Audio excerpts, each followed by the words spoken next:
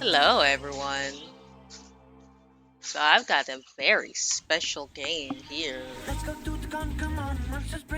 Very special one today. So I've prepared a bit of a new setup here to do it some justice. I have some glasses here that I think would help set the mood.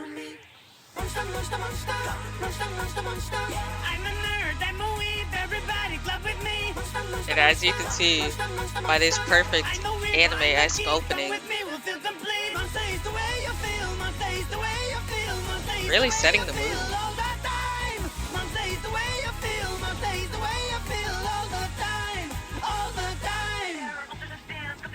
Yep. So as you can see, we're going to MonsterCon. That's what this screen means. We're headed out to MonsterCon, y'all. But yeah, anyways, welcome anyone who's tuning in. My name is Cosmos, and today we'll be playing MonsterCon, aka Monster Prom 4. Just in case you guys have ever heard of that name. Yeah, it's more commonly known as Monster Prom, but you know, every entry in the series, uh, after the first one doesn't actually focus on a prom. Like, I think they only went to a prom in the first one, so, you know, like, second one was called Monster Camp, now it's Monster Con. Why? Because they're going to, I guess, the Monster Comic Con. I'm sorry, the Monster Convention.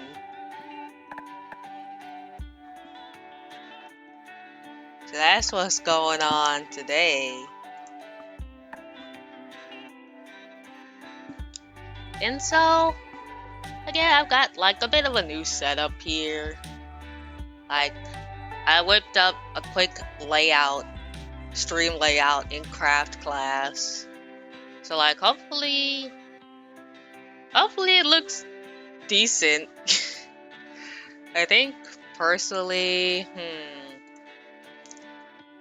I think I kind of want to move the game capture over a little bit. I kind of want to move it a little bit, but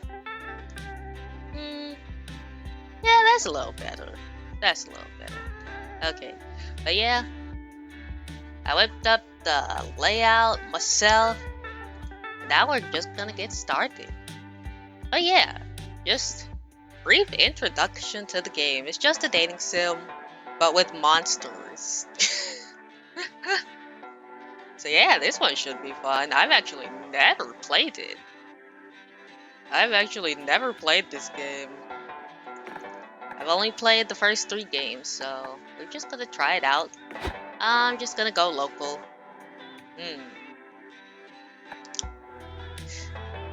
Dang. You know what? No, I've played 3 of these games already. I'll be sad if I need a tutorial. And today I'm gonna be playing by myself. I could have invited some friends for the stream, but you know, I kind of want to go into this blind, and I didn't want to like, you know, just rush to get people to play with me. Oh, wait. Do you see this long game over here? They've never had this before. If I remember correctly, like, Monster... So the Monster Prom games were usually around this length. Apparently this length is a short game now, so a long game is 2 hours and a half. And then you have a regular game. So, well, I guess I'm just gonna hit regular for now. Yeah, because I'm gonna miss out on content if I go short game. So regular game it is. And then OST. Oh, Surf Rock, I think I remember that from one of the earlier... I think I remember something like this from one of the earlier Monster Proms. I also remember this from an earlier Monster Prom. I think from Monster Prom 3 when you sit down and like talk to some of the love interests.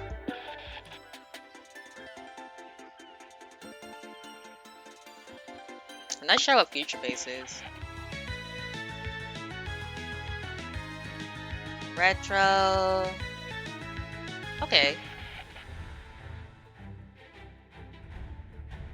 Do you see the Navi from Zelda on the tape? Okay. He's great. Fantasy vibes. Well, geez, actually, a lot of these are pretty good, though. I mean, I would have just usually went with Surf Rock, but retro and fantasy are pretty good. Yeah, let's go with fantasy vibes.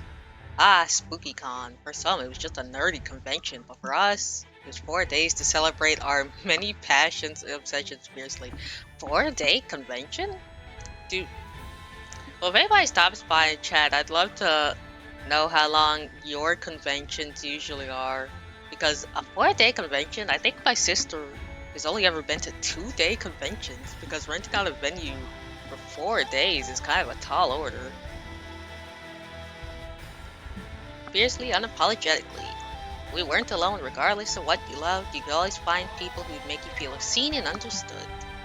Anywhere else, we might have been seen as weirdos and misfits. But here we can finally feel like no matter who we were, we belong.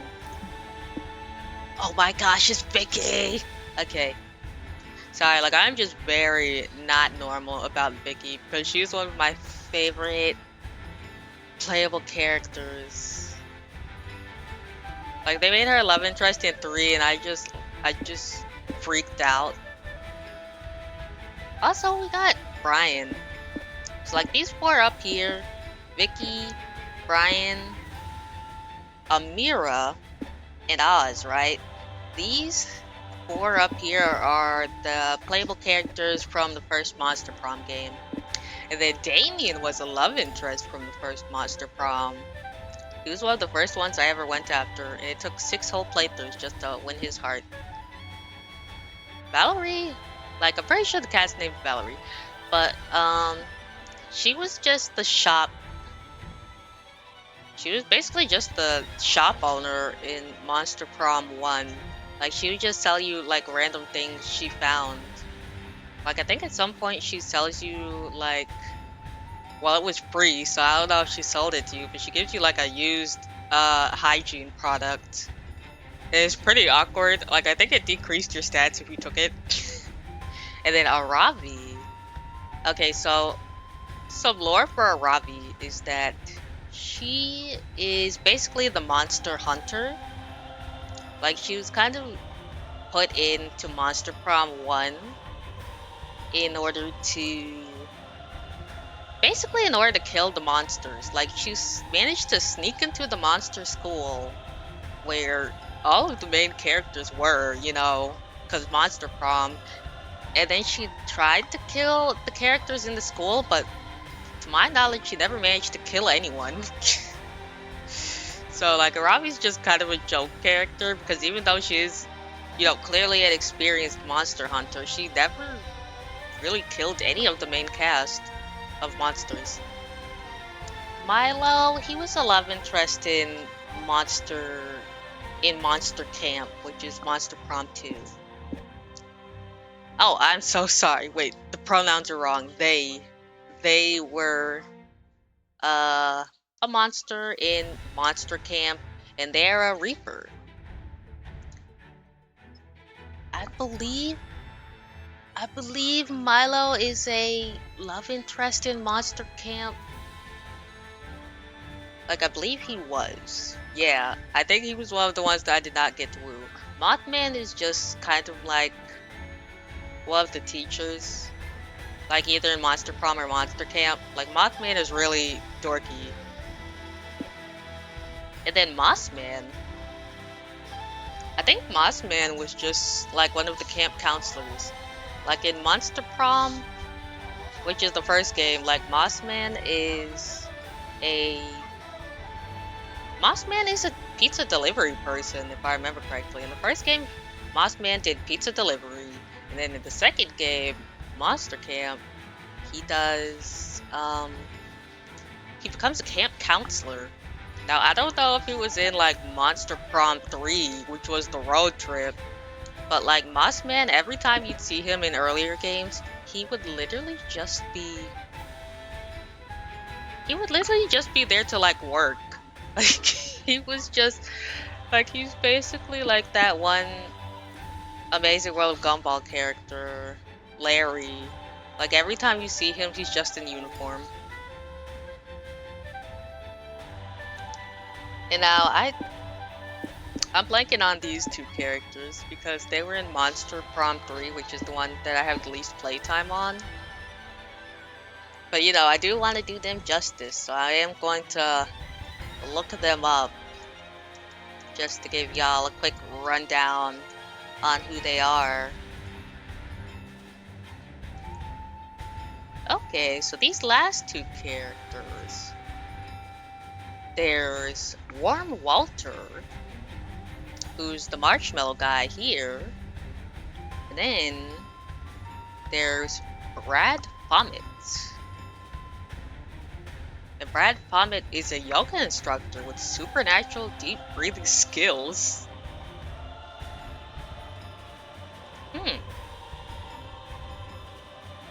Yep, he's basically a demon. Like, they're basically a demon goat, yeah.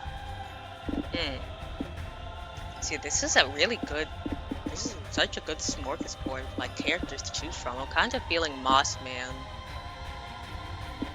Damien, or Aaravi. Like, because Aaravi is like a love interest in Monster Camp 2, and I remember that one of the very first love interests whose heart I actually won was her because I just really liked her. Like, they made her romanceful in Monster Camp, and I was all on it. Damien, Mossman. I do want to play as Damien, but no, I think I'm feeling Aaravi or Mossman. Because Mossman just looks so cool. Like, look at the beanie. Like, I'm feeling it. But then Aaravi. Because I'm not gonna lie, Monster Prom games are really hard to beat on the first playthrough, so like I'm gonna make her look bad if I play as her right now. Mossman it is. Yeah. Name. From that name Turquoise. Sadie? Let me get why is the name just that Mossman, I guess? Well, you know what? No. Wait, can I go back and choose Aaravi instead? It's Aaravi! I'm so happy. Okay. But as dreamy as SpookyCon was, it also came with its own set of pressures, some of which we already knew so well. Yeah, apologies for the long intro, by the way. Like, I've played this game series for a while, so I kind of just, like, wanted to talk about each character. At the end of those 4 days, the after party loomed over our heads, posing that one evergreen question. Would we get a date for that night? As uncertainty plagued our hearts, we couldn't help but think of the 6 hottest nerds at the con. Okay. Cool. Zoe, an eldritch cutie who went from endless deity and harbinger of destruction to author of the renowned fanfic Liam Prom? I'm not gonna lie, that's so funny. Like, cause it kind of depends on, like, what renowned fanfic means depends on the fandom you're in, right? So renowned fanfic could be anywhere from like 8,000 likes to over 20,000. Like, I don't know how renowned that really is. That's an awful idea. And then Liam de Lioncourt, yeah, she's sitting next to the person she wrote the fic about. Liam de Lioncourt, a hipster vampire whose standoffish demeanor hid the fact that he was truly a lovable dork. Hooray! Doug Campbell, 24, a kind-hearted slime that was incredibly broke from supporting all of the fandoms he loved. Count your days, fuckers! Omen, 25, an evil overlord who was recently freed from imprisonment in exchange for giving up her passion for stabbing people. I have the perfect cosplay for that. Nico Sharp, an over-the-top mimic who preferred cosplay over shape-shifting, even if they weren't the best at getting into character. Anyway. And April 1st, 24, a clown idol who was contractually obligated to bottle up all of her non-camera ready emotions inside cute mascots. Oh. Wait, is she allowed to show her emotions now then? It had to be one of them, but who? We had 4 days to gather some courage and shoot our shot. What was the worst that could happen? Being rejected and alone the rest of our lives? Ha. What? Well, wait a second. Like, you guys are monsters. Like, at least one of you has to be immortal. Like, it doesn't. The rest of your lives doesn't matter. Like, you're going to live forever.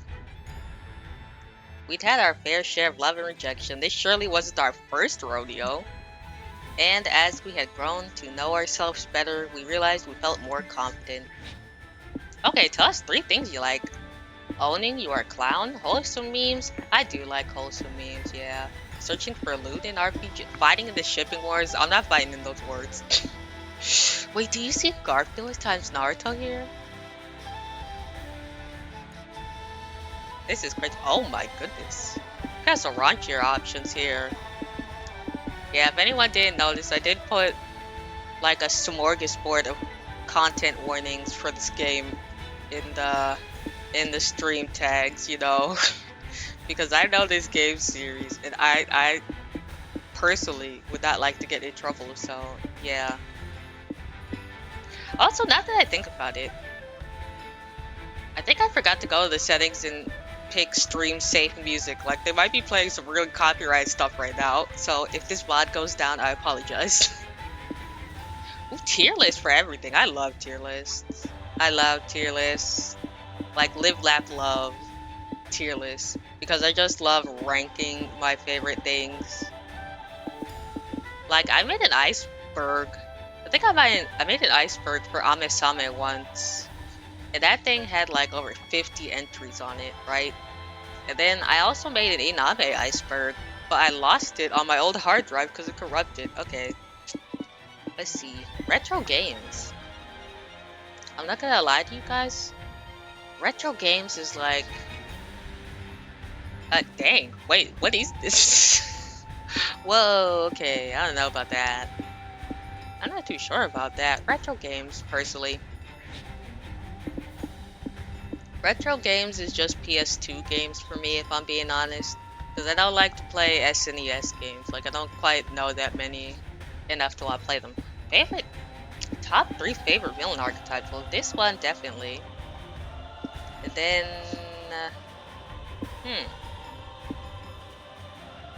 Maybe this one second? Yeah, because I'm not too sure about these villain archetypes, actually. Third one, yeah. So that could be creepy. You know what my favorite archetype is? My favorite archetype is that freaky knife dude from Soul Calibur 2. Like, that guy scared... This guy creeped me out a lot as a child. We were new to all this, so this time we challenged ourselves with a goal other than finding love. With the support of Zoe and Liam, we had decided to take out a project we've been putting off for too long. Draw your weapon. Making our own comic. Get it? Oh, that's cute. Oh, I love Aaravi's line. She's so cute. We had so many ideas, yet we always found excuses not to work on them. I have made a couple comics in my time, actually.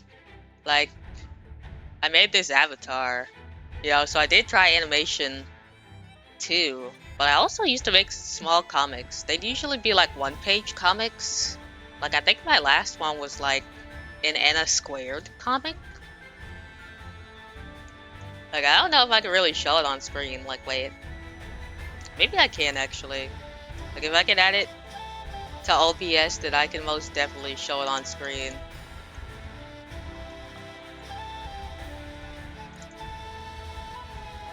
Let me see. Let me see if I can find my last comic.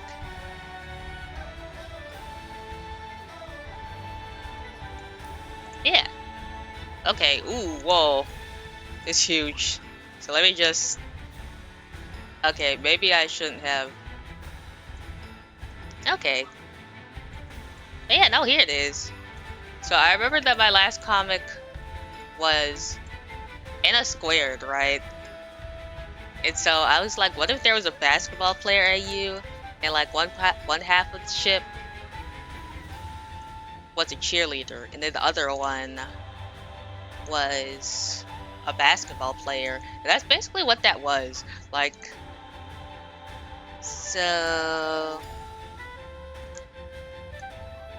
I kind of want to show more pages, but like, to be honest, There's gonna be some jank if I show more, because then I'm gonna have to. Okay, and then this was page 2. You know, getting embarrassed about the whole cheerleader thing. Yeah, I think page 3. Let me see here. Yeah, page 3 was her losing the game, by the way, because she was distracted by a pretty cheerleader. So yeah, my comics are usually just illustrations, to be honest, because I don't really like. If I were to make a real comic, it would be a lot more difficult. So I just make illustrations and just string them together to make comics. Like, I've been thinking of doing a doujinshi, but it takes a while. So yeah. But the con was the perfect setting to find inspiration and go for it. Choose your genre. Why do I have to unlock more genres? Okay. See, I should get a pass for being an artist at least. Like, this animation down here took me 10 hours. I should get a pass. Okay, well, I'd want romance, to be honest. That's what I was planning to make the doujinshi about, but like, usually the longer a project takes, the more likely I'm gonna drop it. So the fear of failure had stopped us for too long, but then we reminded ourselves the one thing that always kept us going, that we were young and unafraid, and we were ready to start. I sharpened all That's my how Monster Prom weapons. ended too. Okay, let's see. Ooh, is that Pikachu in the merch hall? Wait. I gotta read the. So let's see here. Uh, you. Okay, so I can see. Like, if you mouse over this, you can see the stats that each place increases. So Aaravi, currently her creativity is at 7. So basically, I'd want to increase creativity. Um, I'm trying to figure out which one of these is actually creativity. Because like smarts is the glasses over there. I think creativity would be going to the hotel. Why do I have to go to the hotel? I don't want to go to the hotel. What? Okay, main stage. Expo. I'm not gonna lie, the merch hall looks really good. What is... Oh, merch hall increases charm. Okay, I'm hitting the merch hall. Walking around the merch hall, you notice a stand full of retro toys. She does not look that amused. You know what? Me too. Hey, some of these you remember from your childhood. Actually, you remember all of them. Did this guy raid your parents' house? You buy them all just in case. Life was full of charm back then before reality made you a cynic. You might be too old for these toys today, but you can still siphon +2 charm from the memories. Sometime later, you, Doug, and Nico are checking out the indie games section of the showcase hall. Whoa, so cool. Oh, here we go, chat.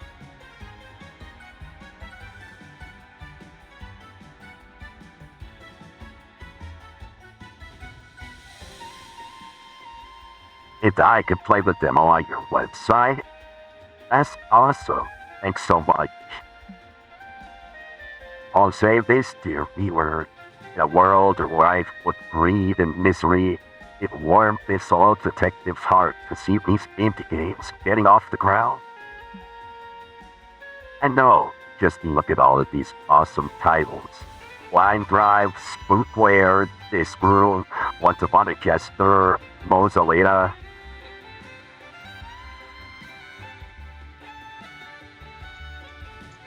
Seriously, these are all incredible indie games. Go check them out. Wait, are those all real indie games?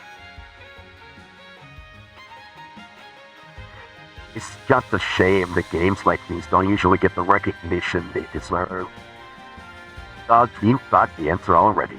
Well, spread the word. We'll hit the pavement, use the grapevine, get the scuttlebutt around. Okay, let's scuttle that butt. You're talking. Well, that's spend our resources wisely. Let's pick one thing to spread the maximum word about. Like that one.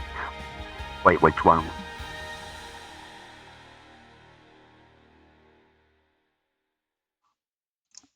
Hello, are you interested in trying Endless Runner number 79 working title? It's oodles of free-to-play fun. It may be free to play, but I feel like it's pay to win. This is perfect. These devs were so desperate for players than giving away the game free.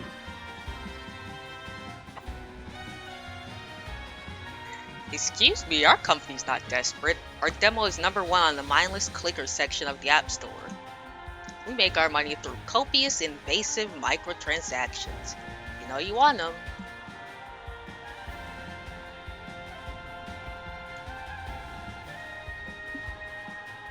That's so sad. Don't worry, we'll get the word out by you guys. You'll be able to trade to macro transactions soon. For some reason, it looks like this is the game your friends are most interested in promoting, so that's that. How will you get Endless Runner number 79 more recognition? Why do they want to promote... Okay, why do they want to promote game developers being greedy? I don't know about that. Oh. Sorry for minimizing the game. But anyways, telling everyone sounds like a lot of work. Dang it, they won't tell me what... Okay. So basically every decision you make in this game, it going well depends on how high your stats are. So basically I would want to go with the choice that is based on one of my higher stats. So that's fun and charm right now. Telling everyone sounds like a lot of work. Just tell one friend about the game 100 times. It's quantitatively the same thing. That sounds like smart. Tell everyone the app is actually spyware. Spies are cool. Everyone loves spies. How about this? Works for me. Oh, please tell me this works. please tell me that Works. Yeah. Hey, one set game. You will feel idea spies are ultra cool.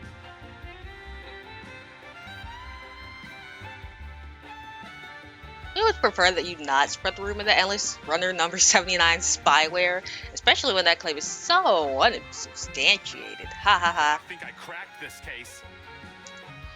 I get it. You're still undercover. Don't worry, we won't tell if this hard-boiled detective is a tough egg to crack.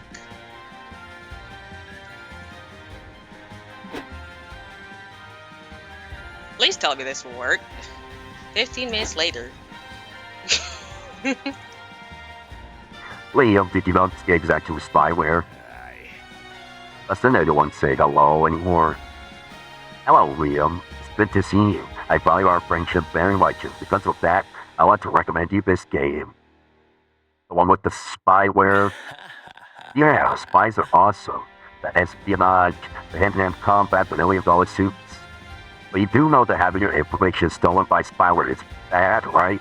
Sure, but gosh, they won't start stealing my information. I'd rather be a sexy spy, wouldn't you? Or rather just not have my information stolen to begin with. I need a drink. The sad truth of this world, kid, is we can't always get what we want. That's why I think about it on your phone and download the game for you. Wait, what? My spy training's really paying off. What the fuck? What? Yippee, once that 5 customers down, let's spread the word about paying for our folks. Okay, you leave Liam to work out which dark websites his credit card number is on now. You've got a game to advertise. +2 boldness and -2 charm. Why did my charm go down? Hey, that's not good. Stuff.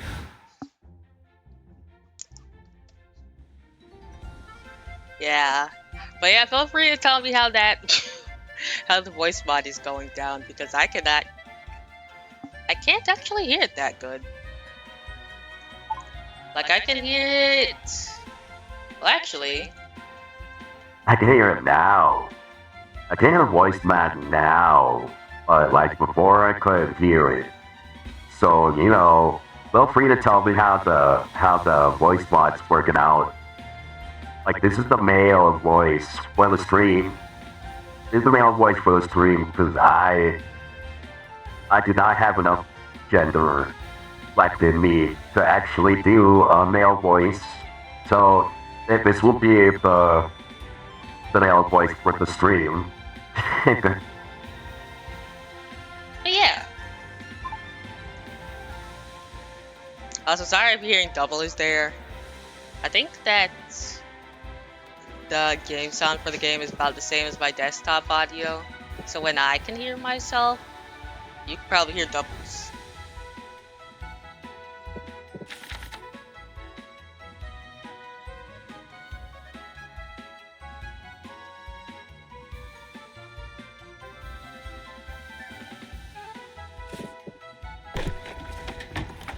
Okay. Oh, so she's like preparing. She's still preparing armor. Wait, I noticed that everything that Aaravi does in this game is always based on fighting. But yeah, since you have some time off, you decide to hone your drawing skills by drawing some fan art. She just like me for real, for real. You draw Son Goku, but you give him boobs. what a creative reinterpretation. That's not that. Yeah, sure, that's creative. Yeah, no, go post it on Twitter and see how creative they think it is. Then you draw Splash Kaboom with a twist. You had okay, Splash Kabooms is not that creative. You're on a roll. Finally, you draw Misato from Evangelion. You turn her into a green-skinned biomechanical symbiote, make her blonde, and you give her a second pair of boobs. Okay. That's +2 creative. Can I get a creativity boost for drawing boobs? Like, is it that easy? Like, is it because I've drawn them before? I don't think that gives you a creativity boost, per se. Although now that I think about it, ever since I started drawing them, I think my art has gotten a lot more popular. I will say that. You hear a group of angry protesters chanting outside the con. You, Zoe, Liam, and Doug get closer because your nosiness knows no bounds. Weebs, nerds, get back to your herd. Nerds, weebs, we don't want you here. Okay, well, they couldn't rhyme for the second line. Huh? What's going on here? Dear viewers, we stand in front of the Monster Con, which has brought a considerable number of self-proclaimed nerds to our city. Several concerned citizens have come out into the street, protesting about the danger that these strange creatures pose to our society. What do you call a strange creature? I'm merely a centuries-old vampire with occasional shape-shifting abilities. You know what? Actually, no. This beast doesn't deserve the charmer voice. I'm sorry if I offended you. I merely state the facts as I get them, and I got them from the protesters first. Oh, he's a member of the press. Well, those facts are a load of crap. I may have several mouths and reality-destroying powers, but I'm not dangerous. That's not true, a demonstrator interrupts. Nerds will end society as we know it. According to the blogs I read, they never have sex. Some of us do. Yes, so. Dang, why are these protesters so mean? What did nerds do to them? Well, that's worse because you're gonna fill the world with nerd babies. Pretty soon the entire population will look weird like you. Interesting. Tell me more about this nerd replacement theory. If you keep writing bullshit, I'm gonna replace you. See, she's threatening you with violence. Never mind, Zoe. It's pointless to try to convince them. Oh. I mean, never mind, Zoe. It's pointless to try to convince them. We can only fight against this pack of lies with even more persuasive lies. Oh, Robbie is an expert in making up facts. Go ahead, show them. Okay, wait. Let me see. Fandom culture has produced more art and fiction in the last 10 years than the 18th and 19th centuries combined. Lieutenants are uniquely good at dating tarantulas. They are the only things that with us in a tarantula-controlled society. And but no, by the way, this sounds like this is smart. This sounds like this is creativity. I not have high stats for either of those. What do I do? Uh, but they pay me for tarantulas. I don't really. I don't know. I mean, it just told me essentially to lie more. So what do I do now? Do I just lie? Is the goal to lie more? You know? Yeah.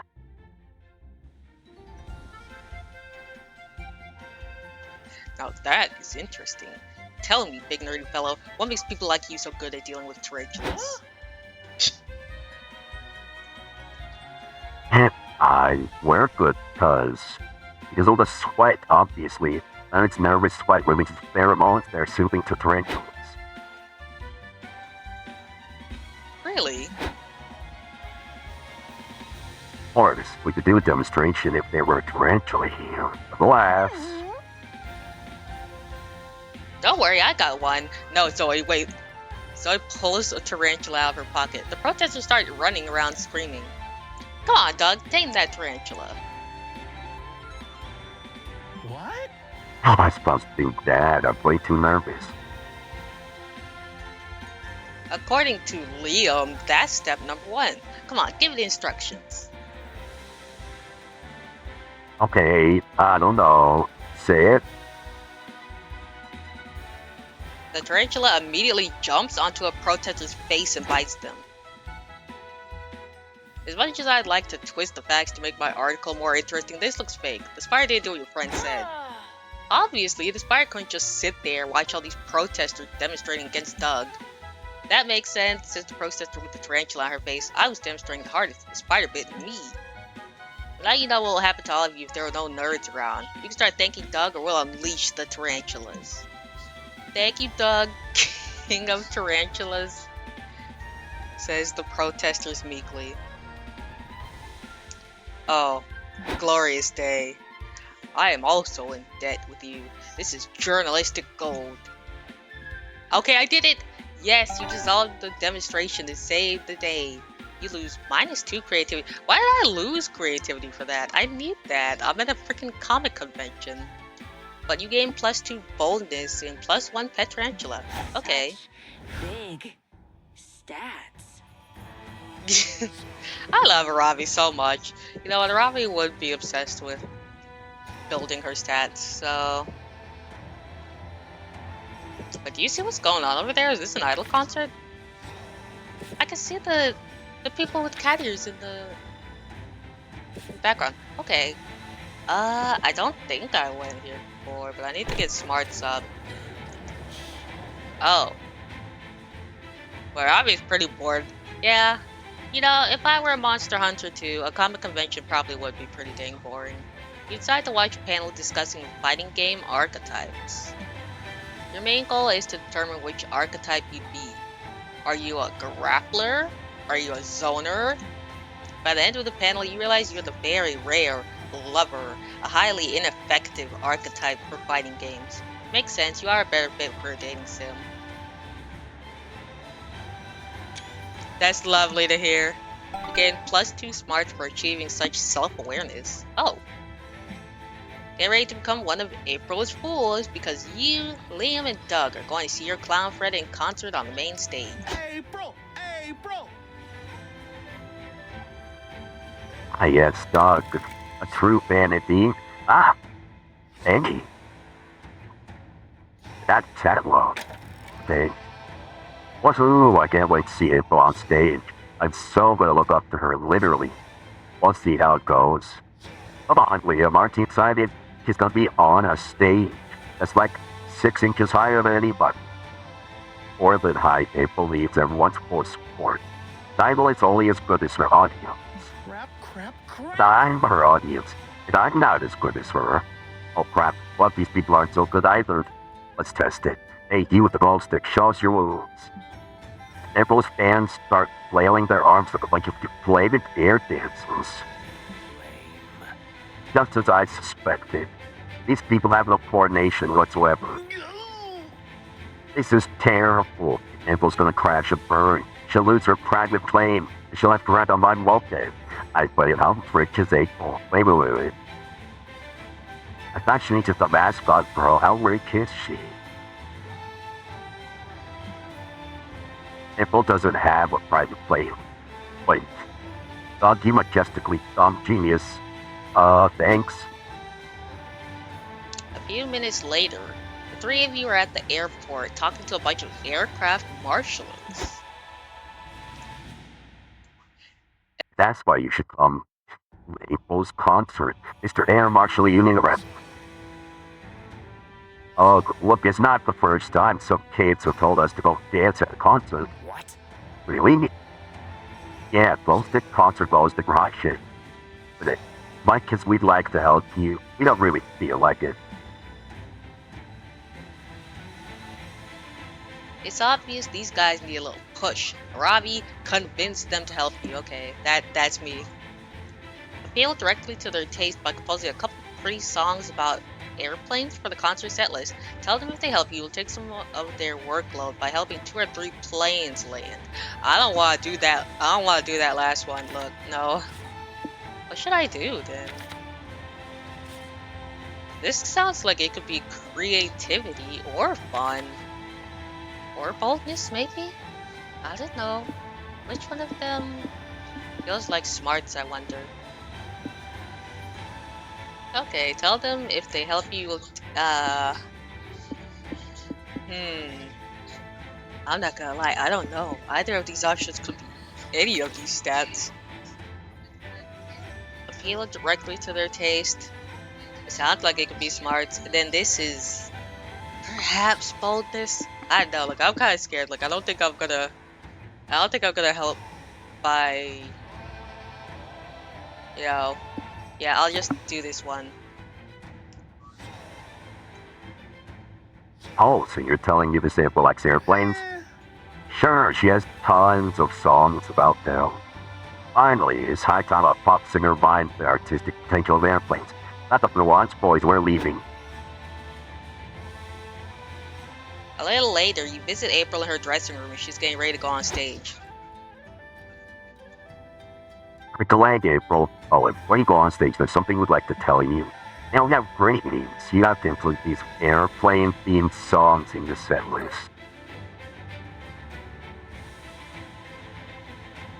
You know, that's not what I really expected when I said we're going to make airplane themed songs. You just put the work on her? We're gonna ruin her concert like this. No time for questions, it's showtime. Oh, I'm so sorry to April. This is probably going to ruin our friendship. April goes on stage and starts singing as the aircraft marshals guide the audience. Hi, my darling fools! Thanks everyone, I have some new songs for you. They're written by some very good friends of mine, so remember to blame. Oh. When I want to get away from all the pain, I jump inside an Airbus A380 airplane. Hooray! Luckily, the audience is moving the glow sticks some sync. Now it all hinges on one question. Will the audience finally appreciate my poetry? There's only 2 things that take me to heaven. Your love and the wings of a Boeing 747. The crowd goes absolutely wild, Doug and Liam included. Pretty soon everyone's singing along. You can take all my money, but baby, please don't take away my poor Angel Lockheed C-130 Hercules. Why are some of these names so long? Okay, we didn't really... I must have been the one who wrote those dang lyrics because we did not really get that creative with these lyrics. Why are we just dropping a whole bunch of airplane names? Like, I feel like there's more about an airplane that you can highlight instead of just a whole bunch of plain aircraft names. After the concert, you meet the aircraft marshals outside. Whoa, that was so cool. Thank you guys, your professional sick moves saved the show. No need to thank us. If anything, we're grateful to April for shedding some light on the beauty of aircraft. Anyway, our job here is done. Aircraft marshal is away. The aircraft marshals lift their wands and fly away. Fuck! They can fly. Of course they can. How else would they know how to speak to airplanes? That was something. Anyway, your airplane-themed songs that you plus 2 creativity, but you lose minus 2 charm. Why am I losing charm so dang fast? Why am I losing charm so fast? Didn't charm used to be at like 15 or something? Speed run this shit. Stop. I'm losing charm too fast. Wait. Ah, dang it, man. Might have to go back to the vendors just to get more charm. Hmm. Well... Oh, no. Wait, actually, these other places are blocked out for now. I didn't know that. But, community zone and then the lobby. Community zone or the lobby? Okay. Oh, well, community zone is for boldness. And then the lobby is for fun. Sure, let's go with the lobby.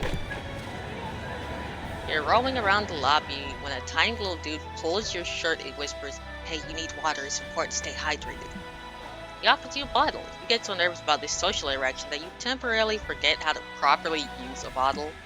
You water yourself like the awkward little flower you are. You thank the stranger who's left confused. Well, maybe it's not so bad. What if the water was laced? Good thing you didn't manage to drink it like a normal person.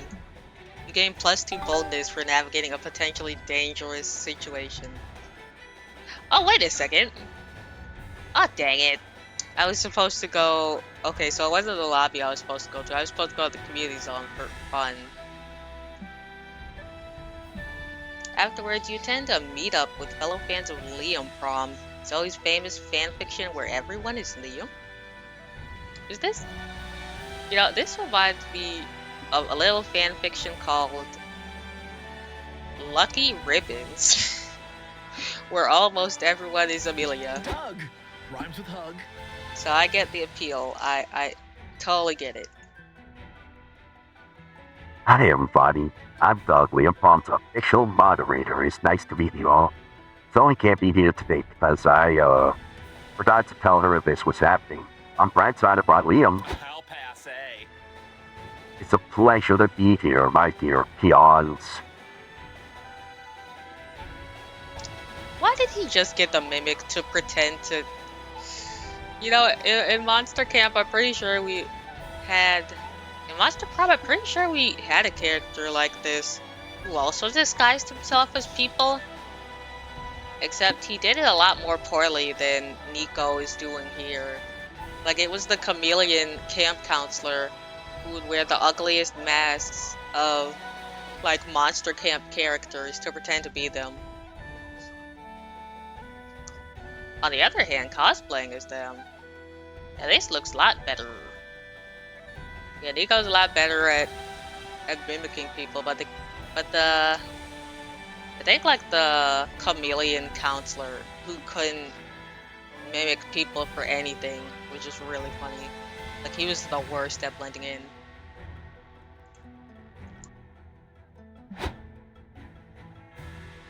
It's a great honor to meet you in the flesh, Liam.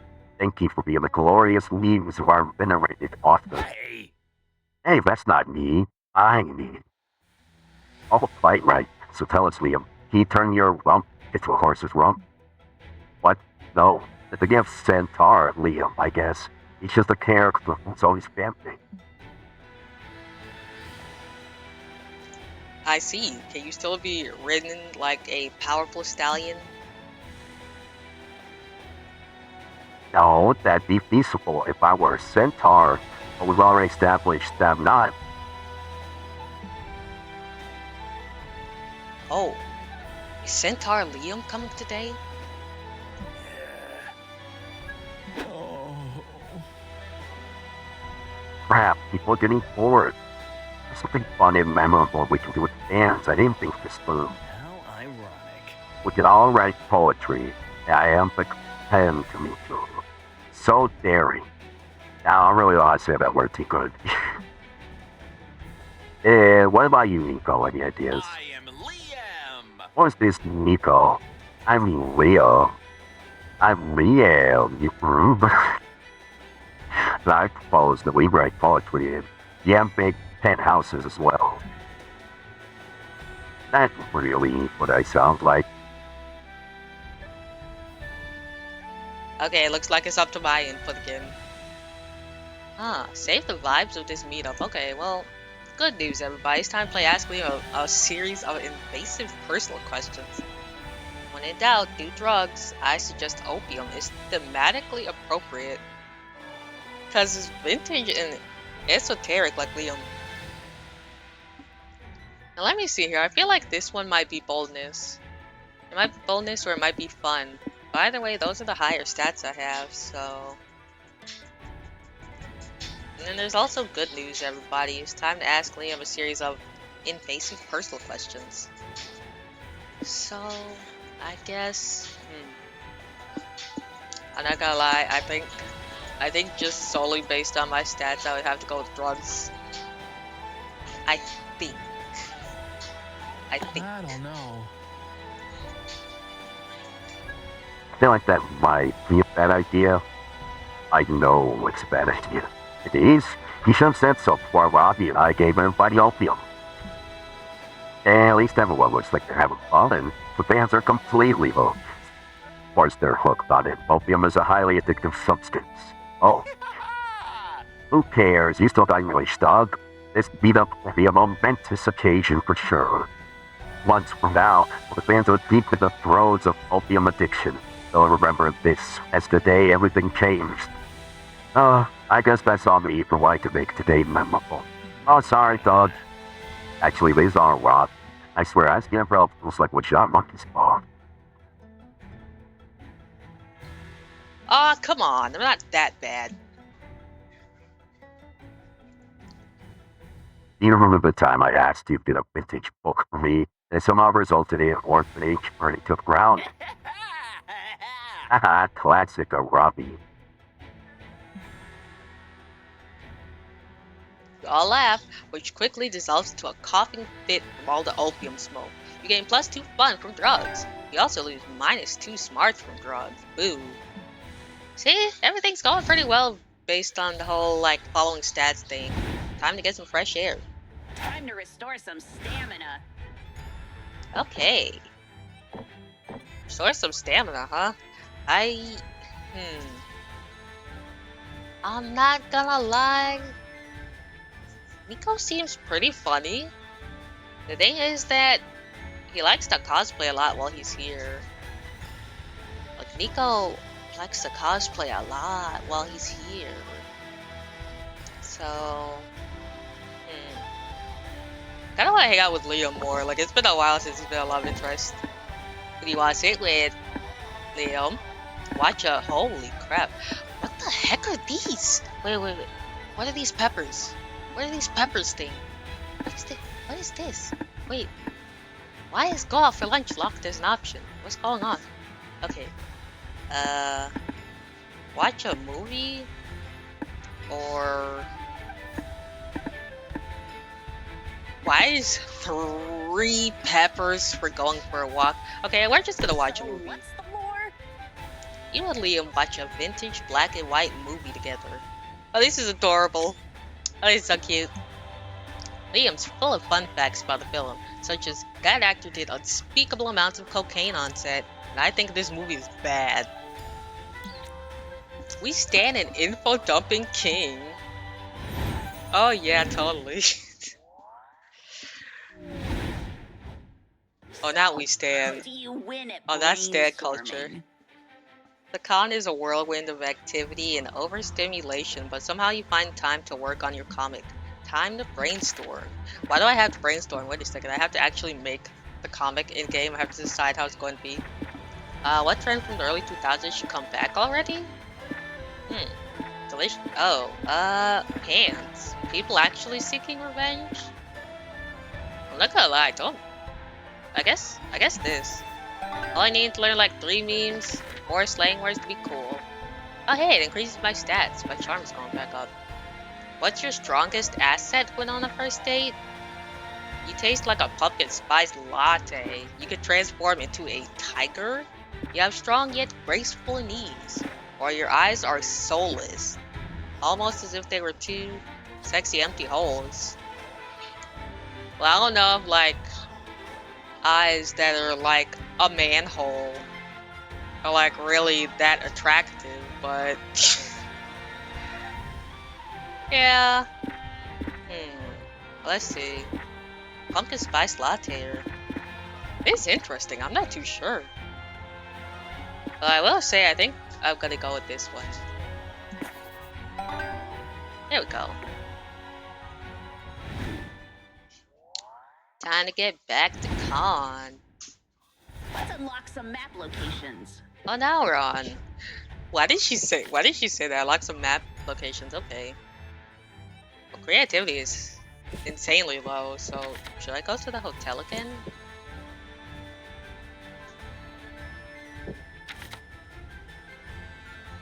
Why is she becoming so stupid? Well, let's try the hotel first. Lounging around the hotel, you see a sign in front of the conference room. Con artist meeting. Awesome. You learn lots of cool techniques. They feel much more like scams. But who are you to judge what is and isn't art? Okay. Does anyone remember the con artist meme by Mahuyo? Like, there's an artist on Twitter, and she drew a comic where some random person asked her, "What's your job?" And she said, "Oh, I'm a con artist." And then the person immediately thought she was a scammer, but in actuality, she was just talking about selling her stuff at conventions. I love that meme so much. There's like 1,000 different versions of it now. They have one for 3D artists, background artists, pixel artists. Like, I love Mahuyo memes. They're great. Gain +2 creativity, learning to bend truth to make a quick buck. Later, you're searching for an open bathroom, but what you find is Zoe and Doug interviewing Liam as he lays on a Chase lounge. Come on, Liam, you gotta dig deep for me. What's your biggest kink? Not answering that. The muse could come from anywhere, Liam. Please respond. So, I'm happy to let you mine me for content for William Prom, a fanfiction where every character is alternate universe version of my illustrious self. Ooh, nice seamless lore drop. I still have some dignity left maintaining though. Who needs dignity? I'd rather have content. Content like your biggest kink. The subject's being unruly. Doug, as my moderator, I authorize you to get the ice bucket. Dousing me with ice water is what makes me pop. Only that's the licking. Write that down, write that down. Crap. Yeah, I might have to decide on a different voice for Doug. Aw, crap. I dropped my notebook in the ice bucket. No! Zoe's interviewing tactics lack a delicate touch, one that you could surely provide. Also, you'd love for them to wrap this up and move the Chase lounge out of the bathrooms. Oh, you can piss. So, ask a question Liam will actually answer. Okay. Liam, please recount a recent dream of yours. If it happens to be boring, please make up one that's actually entertaining. Thanks. Okay, Liam, keeping in mind that we will design a zany character based on your answer, would you be open to sharing your deepest, darkest fear? Okay. Well, gee, I don't actually know. Because, see, my character is so stupid. I know at least one of these is going to involve smarts, and I can't pick that answer if it does. Recount a recent dream of yours. If it happens to be boring, make up one that's actually entertaining. Huh.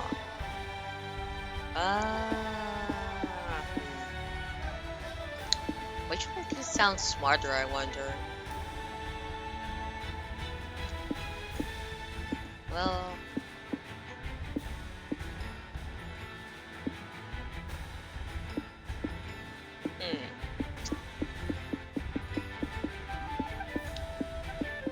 Yeah, this is kind of confusing. Hold on. I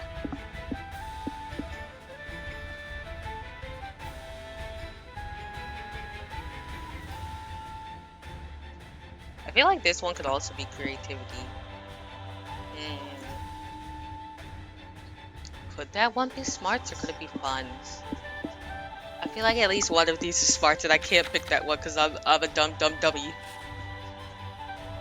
Like, I've made a lot of options. I made a lot of choices that decreased my brain capacity.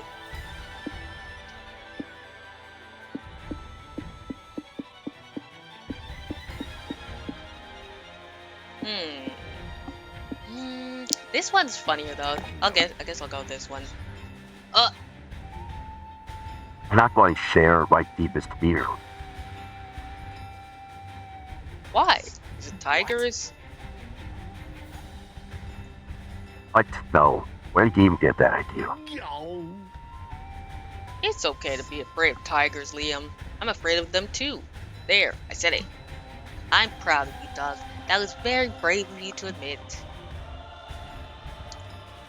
It's good for Doug. However, I am not afraid of tigers. It's okay. You don't need to admit you're afraid of tigers. We're here for you whenever you feel ready to share. Liam, look out! There's a tiger right behind you. Not all of that. But there was a tiger and it proceeds to maul Liam. And that's the story of how Liam died. Well, Liam gets resurrected every time he dies. He's a vampire, right? Okay, there's no tiger, but I bet I had you there. Oh, thanks, narrator. Unreliable. See, this is what people mean when they talk about an unreliable narrator. A world full of Liams. F it. I'm making tiger-fearing Liam a character anyway. I'm very into this idea now. Seriously, this is Panini Presley of all over again. I told you then that I don't actually love paninis, and I'm telling you now that I'm not scared of tigers. Liam, there's a tiger, run! Damn. Damn, he's good. You gain +2 charm for helping Liam face his fear of tigers, but you lose -2 creativity. And oh, -10 bladder continence from holding your pee for so long. Uh-oh. But hey, I got more charm. I think this is my checkpoint. I'm actually doing pretty good this time. Usually Monster Prom games are a lot harder. Okay, now let's see. I want to increase smarts, but I don't want to go to the show again. I actually want to go up here.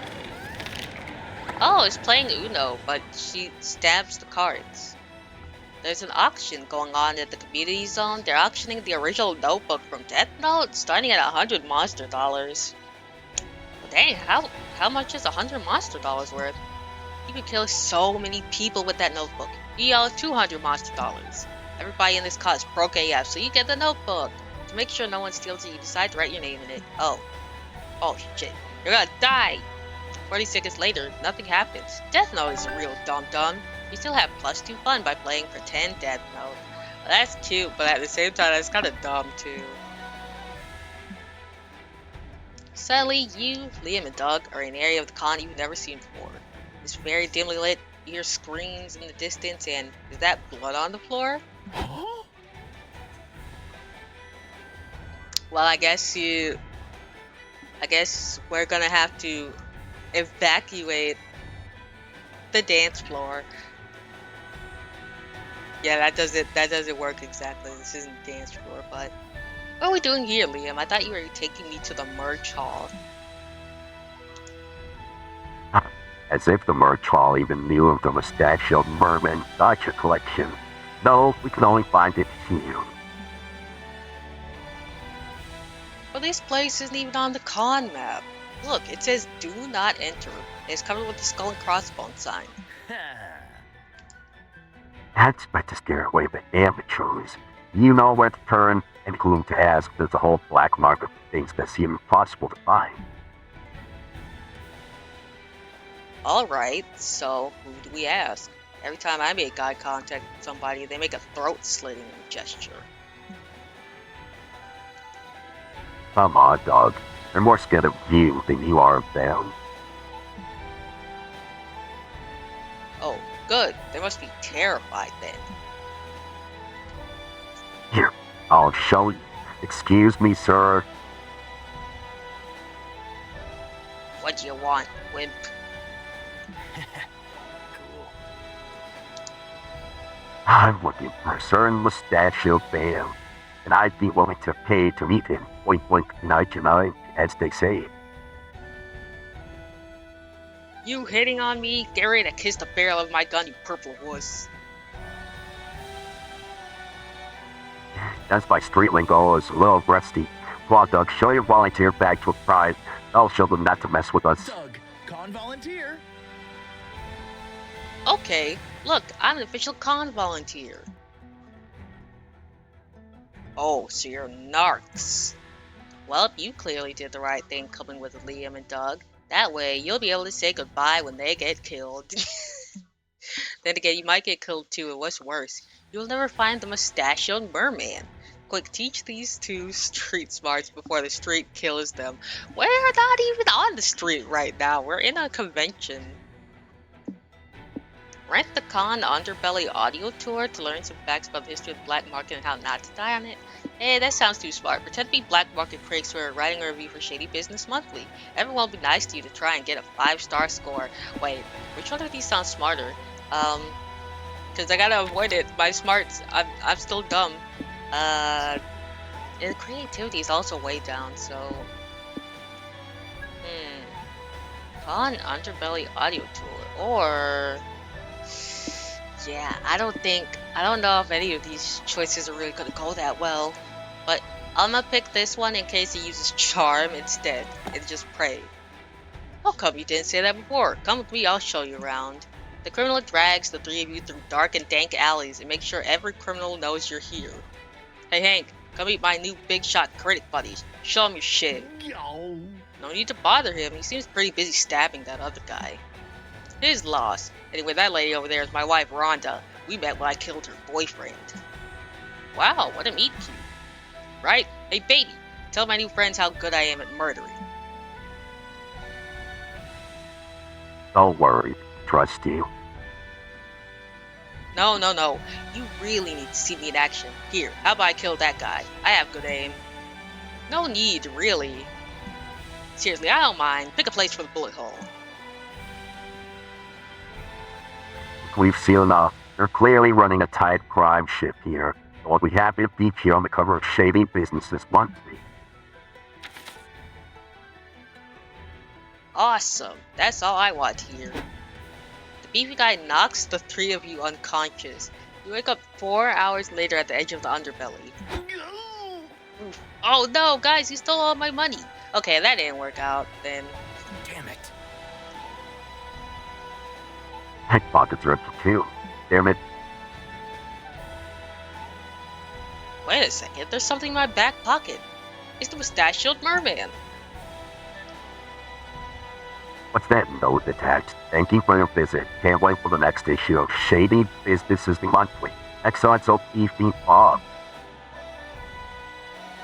Hooray, you got what you were looking for. You survived the black market relatively unscathed. You gain +2 creativity but lose -2 smarts. Okay, relatively unscathed? Like, didn't you get... What? Well, I guess I didn't get my money stolen, but they did. Now let's see here. Ah, my gosh. Wait, she's becoming too stupid, man. She's becoming too stupid. Okay. I guess she has to go to the show again. Are dating sims back? Are they back? I think they are, actually. Has anyone heard of, like, Date Everything? Like, I think they might be back. Because Date Everything is blowing up right now. You're sitting at the main stage for a panel titled Our Dating Sims Back. The stage is empty. After a few minutes, a shy-looking guy approaches the mic and says, "They're not, because they never left to begin with." Yay! The audience goes crazy. Crazy for dating sims. You gain +2 smarts for learning dating sims will never stop being cool. Oh, wow. You know what? This is great. Every time I come to the show, it's just a lovely event. Just so much knowledge. Like, I love the TED Talk. Now prepare to completely forget whatever you just watched, because it's time for one of the biggest events of the con, a Q&A with world-class game dev Hayato Kamada. Hey, you two. Kamada's panel starts in 15 minutes. Tell him to get ready. You got it, boss. They'll be there. Everything's under control. No disasters in sight. Crap. Shoot. Gosh, freaking darn it. We're so fudged. We're fudged right to heck. He doesn't curse at all? Wait, does he not curse? Okay. See, dog is so sweet.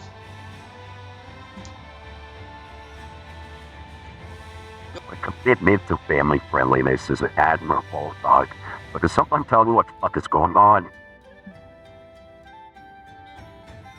Well, Omen and I were told to hang out with Hayato Kamada and make sure he came to the panel on time. And we did an excellent job. Con volunteering is just too easy. We were superior at hanging out with Hayato Kamada. Oh, don't tell me. Oh, don't tell me, guys. Until we lost him, that is. Lost him? How? Let's see. First, we took him to the corn dog stands to get lunch. Then one thing led to another, and we bet him $20 he couldn't do a backflip. Best $20 I've ever spent. Then we had a spirited debate on whether or not the color red actually enrages bulls. We could not agree, so we went to find a bull to see if it was true. But apparently, the only place you can find bulls in this city are zoos. Such is the absurdity of this modern era. Somebody pinch me. It was fun. We got to look at lizards with the creative Solid Lizard himself. I've never felt so alive. I'm going to guess this is like a joke about the creator of Solid Snake, like Hideo Kojima. So basically, I'm going to guess that like this guy, this Hayato Kamada, is basically just a parody of Hideo Kojima. And like he must have made like Metal Gear Snake or something. Like I don't know what they'd call it here, but Metal Gear Lizard. So, yep. But somewhere between the reptile exhibit and the face painting booth, we lost him. How does that even happen? It is not our fault. Celebrities are slippery. We were very excited about face painting. What the fuck? Keep track of one fucking guy. Liam, you don't get it. They had painted my face like a tiger. Like a tiger. Can you imagine that? You'd better help them find Hayato Kamada before the panel starts. Do I have to? Oh no. Compare notes with Kamada's stalker. Every celebrity's got a stalker that knows their every move. He's probably gone back to his game's roots, game full stealth mode. Look for boxes moving conspicuously. That'd be nice. Great idea. You all start looking for boxes. You lose precious bits by no Kamada. This is not working. Of course it isn't. It was an absurd idea. That's never stopped us before. Now if he does, Hayato Kamada emerged from a nearby box until he shoots Liam in the leg.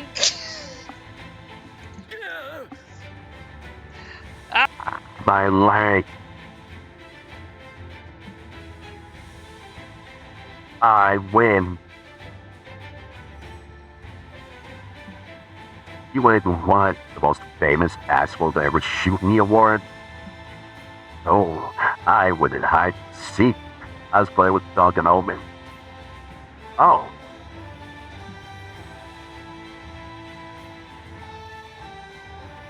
Ah, yes. I suggested we raise the stakes by betting that he could not shoot Liam in the leg before we found him.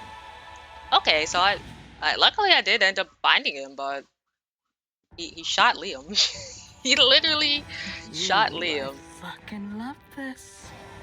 This is the best $40 I've ever spent. Right. Gosh, how did I forget about that? Do not berate yourself, Doug. Today was an eventful day, and being a volunteer is stressful. True. Stress is the real stealthy killer, isn't it? Haha. What is it? Maniacs hiding in boxes and shooting people in the leg it is. This was awesome. Thanks for doing this with me. Lately all my games are about tearing boxes.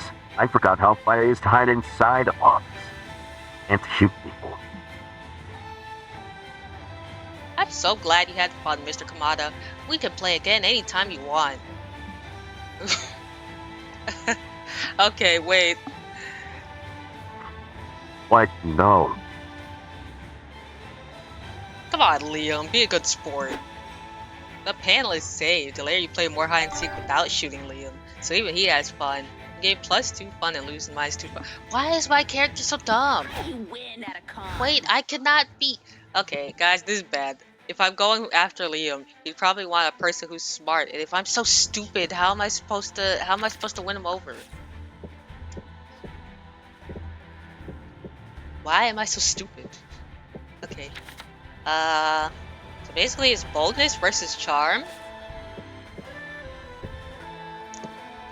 Honestly, I'll go with the merge hall again because the charm's already super high. Oh, you find a fanzine vendor? Oh, I love fanzines. I still have a Danganronpa fanzine upstairs somewhere. I think it's on my bookshelf, along with my Low Wage Academia one. It stands you find a fanzine vendor. You ask her what her zines are about. They're about you? Okay. Should I be concerned about that? You open one of her fanzines. It's full of badly cropped pictures of you. You feel you should be disturbed, but you also feel flattered. Okay. You buy a copy. Dang, some of these pics you haven't even seen before. You're bowled over by your own +2 charm. Okay. I'm not gonna lie, like... She's basically a stalker, right? Like, isn't she basically a stalker then? Like, just taking covert photos of you, but you're just impressed because she made a fan book about you. Like, I don't know if that's how you should be feeling. Like, maybe you should feel inclined to call the police. Maybe, like, just place some hidden cameras around your house next time, because this, like, she sounds like you could win a court case against her. You, Liam, Doug, and April are browsing cute magical girl figurines when you find some that are suspiciously wonky. Is this are these bootlegs? Art is dead. These are some of the worst knockoffs I've ever seen. Astro Princess's skirt is red, not pink. You better. Liam, don't be so negative. After all, isn't pink a shade of red? If you squint your eyes, this looks almost official. Yeah, have some perspective, Liam. Look at the next in. Those are some bad knockoffs. What the fudge? Oh wow, those are bad. I don't think any amount of squinting can save them. Yeah, if this were a contest for which knockoffs were the most knocked off, these would win. I like how she put that. You think those knockoffs are better than mine? I got way better stock than those ugly little shits. Let me bring out the good stuff. The seller sets out some knockoff figurines that truly push the boundaries of what could be considered merch. Okay. Ah, that's the best you got. Check this out. He brings out some knockoffs that push the boundaries of what could even be considered figurines or plastic. The first seller sets out a new batch with creepy, off-putting expressions, like they're laughing at God. The next batch of figurines seem to constantly morph and dissolve. They like strange oozes. Okay, guys. Oh my goodness, they're gonna make a mess on their con tables. They paid good money for this con space, and this is what they do. They sell bootlegs at the con space that they spent money on. If you listen closely, you can hear their subtle yet unsettling screams. Stop it, both of you! You're scaring me. I'm no believer. I suspect these knockoffs are getting so off they risk defying God and incurring divine wrath. Save us, Aaravi! Normally you'd call that an overreaction, but the latest batch of knockoffs are diffracting the waves of reality. So yeah, you should do something. Conjure the most powerful spell against knockoff sellers, the cease and desist. These bastards don't fear God. Instill the fear of God in them by performing a tragedy about the gods punishing knockoffs. Okay, this sounds like it could be creativity, and this sounds like smarts. So I should go with the dumbest option. You quickly write a script for your friends to act out. I mean, all the young Greek spot statues of Aphrodite, but these hands will make sculpt bulging biceps, tiny penises, or sculpture to be. I know. I'll produce a knockoff made with cheaper materials. This way, I can make them faster, sell them at a lower price. Behold, my mediocre opus.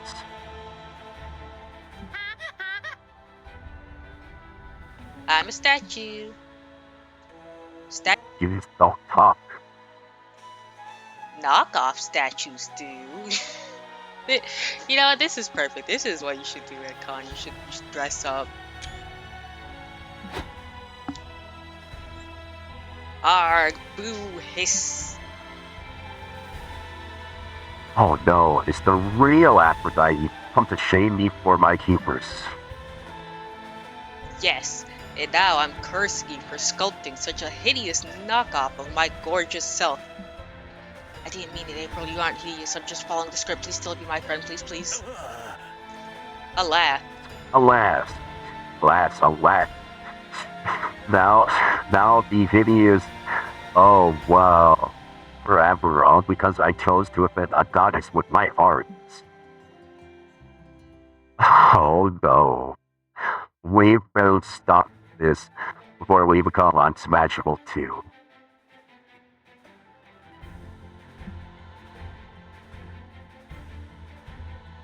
Yeah. Anyway, is the only reason I got into the knockoff figurine business. Is it? Like, don't you get into... Oh my gosh, I'm so stupid now. Wait. Smarts 3 is insane. Wait, please don't curse my character to be stupid. I'm sorry. Oh my goodness, where's the item shop when you need it? Can I just drink something to be smarter? Plus 2 creativity, but mine's too smart. Oh, this is the role Doug was born to play. Doug got us some beauty, that's nice. If you've got cash to spare, I've got a box for you. Go ahead, pick one and suffer the consequences. Oh. Well, wait, where's the Monster Prom game where you can date him? Look at him. Okay. Let's see here. Though Daniel does nothing, these figurines do literally nothing. The choice for those who don't want the unexpected to hit them in the head. A classic, okay. These figurines are all about sound and video for some reason? Okay, well I can't see which stats these will increase. Landmarks in Love is a series of handsome figurines that are said to take effect on specific places. Wait a second. I forget that you can buy event-specific items. You can buy items that trigger events, so... Oh, so you like buff bugs? It immortalizes some of the most legendary wrestlers of an underground insect league. Well, I don't really want to buff this. I want to be smart. Okay, includes Zodiac Thirst Cosmic Office. Includes the first selection of 6 out of the 12 star signs you can date on the acclaimed dating sim. These figurines are said to have non-slight effects on people's stats. Want to test your fortune? Okay. Stats, but now their people is based on stat icons from the popular video game Human Prom. Wait, so there's a version of Monster Prom in Monster Prom? It's called Human Prom. They're said to have slight effects on people's stats. I mean, I seriously just want to buy Landmarks in Love, if I'm being honest. Jeez, what should I buy? Okay, can I buy this? Oh no, it's gotcha.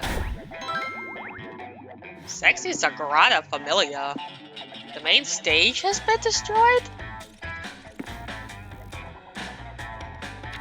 Oh, okay. There, mystery solved. Come back if you feel like gambling again. Okay, well now it's day 3. Oh my gosh, what am I gonna do? Draw your weapon.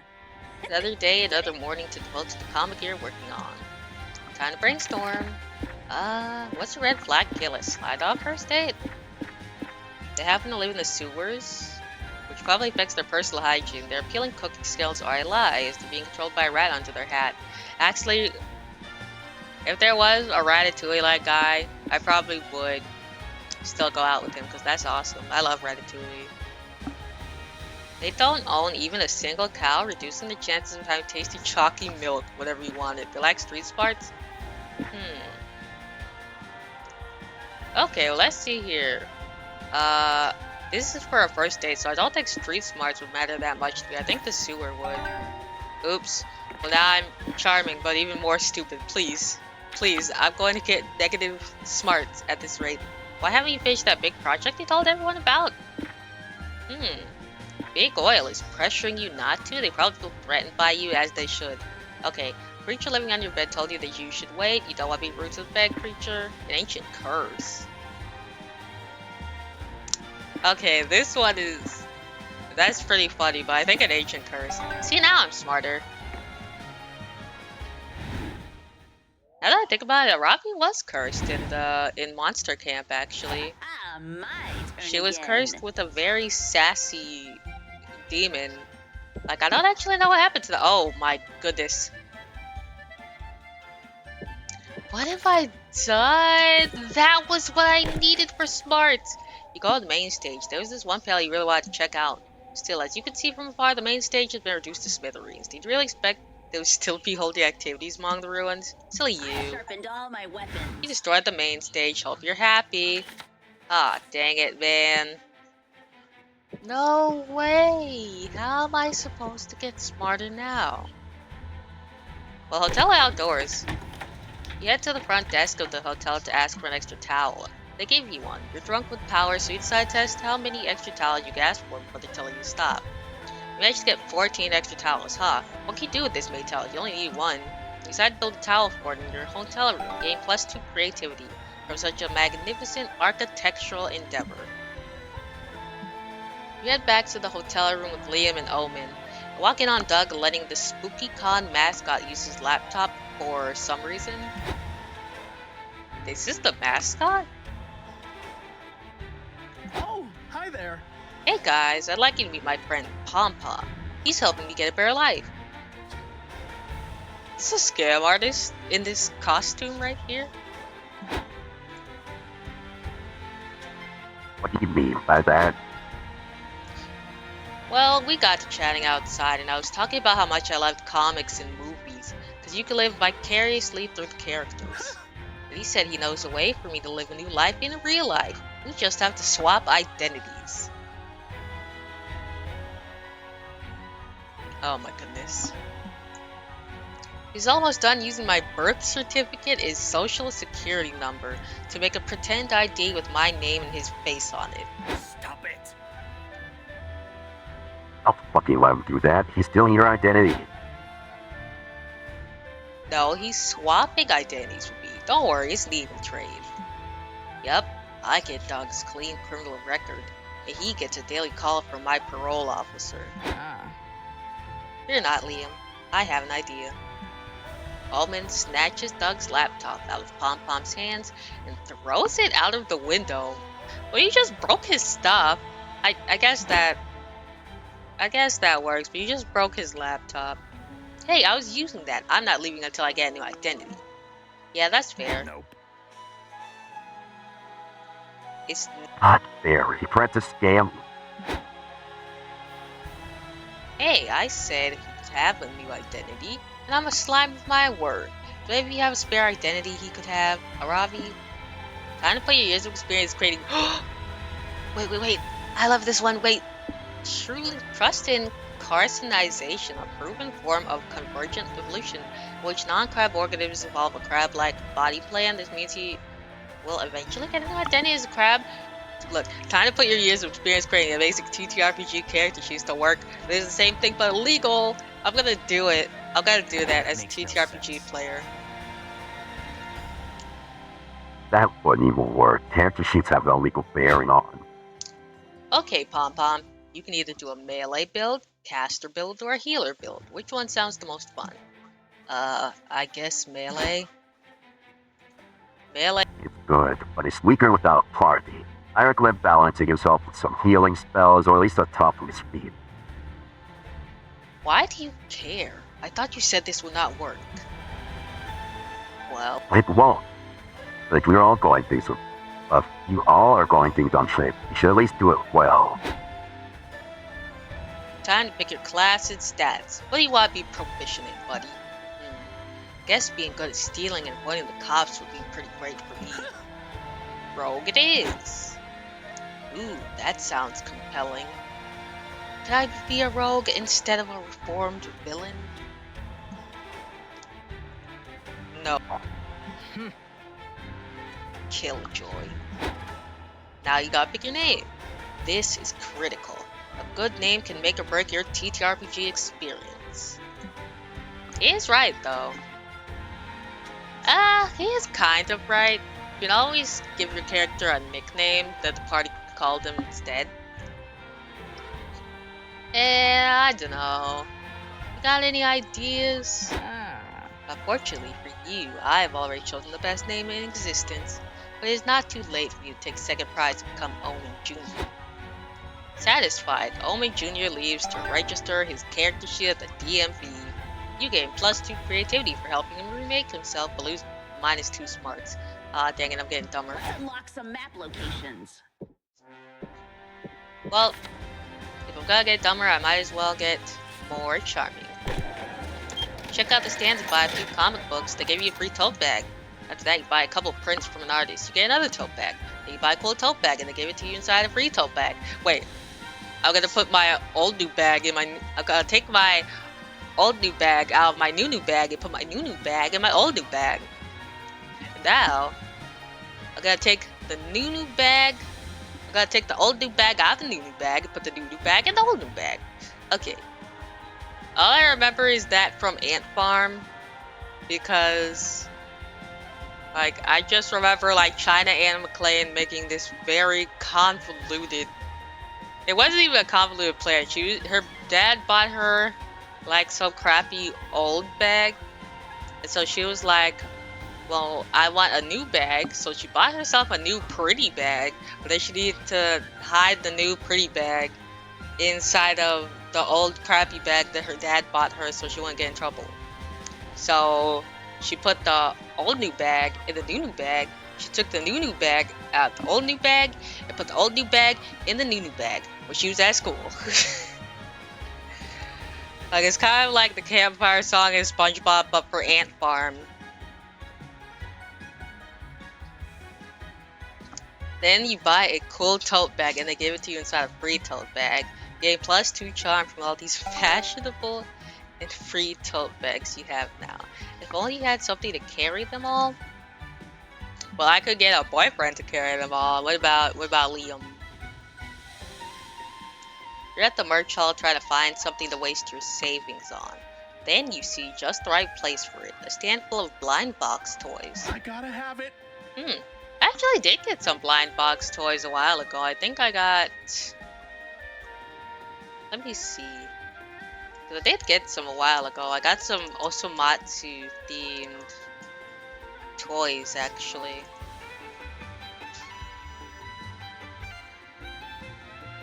Let me see if I can find a pic of them. Yeah.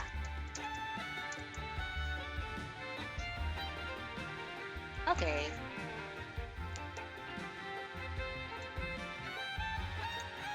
But here's one pic of them I got here.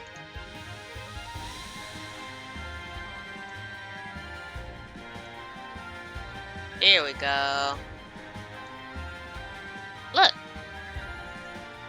I got an Ichibatsu Softbee toy. Yeah. And he also came with his cat. So let me see. I think the cat's name is like ESP Kitty.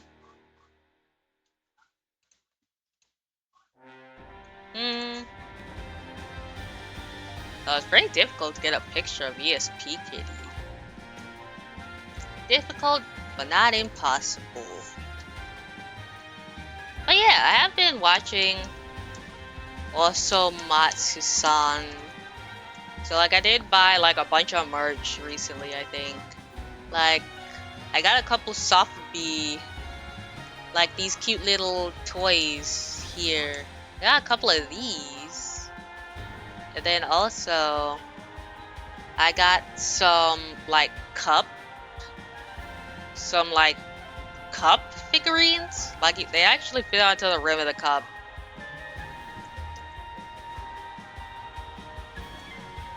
But like, yeah. So like, they're pretty nice. Let me see. Okay, now I can show. Now I found a picture of ESP Kitty. But yeah, here it is. Yeah, so the cat's right on the lower right. Then Ichimatsu is on the top right. And so like, the seller didn't tell me what toys were in the box because they didn't even open the box themselves. But I was so happy to find that Ichimatsu and the ESP Kitty were in there. Because like, when I opened the box, I was already happy to have Ichimatsu because I was hoping that, you know, I spent 20 bucks on it, so I was hoping I'd get Ichimatsu. And then I did. And then, when I got Ichimatsu, I was hoping that I would get the ESP Kitty to go with them. And then the ESP Kitty was in the other box.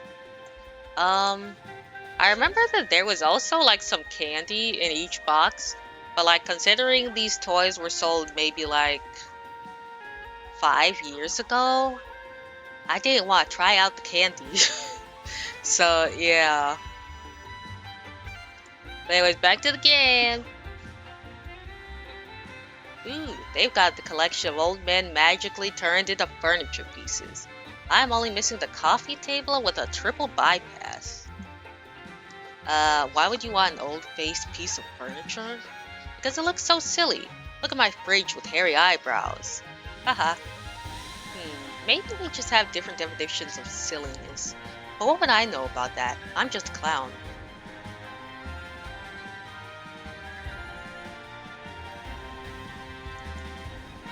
Well, my good friend, I think you're missing all the nuances. Uh, oh my gosh. Think about it. Doesn't make sense for them to come back from Octagon. Well, he is on the earth. So, yeah, I guess it makes sense. I was watching, well, he is back after like, whole, what, 2 days? But What does that mean? that's just because he's on Earth.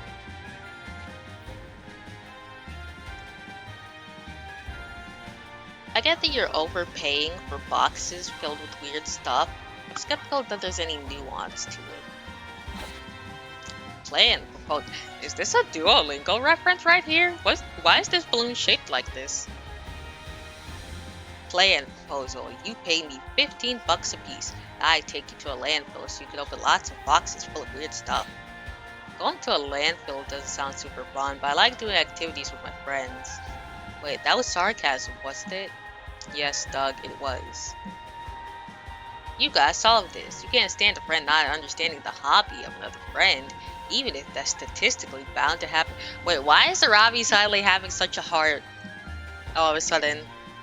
I thought she was supposed to kill people. What happened?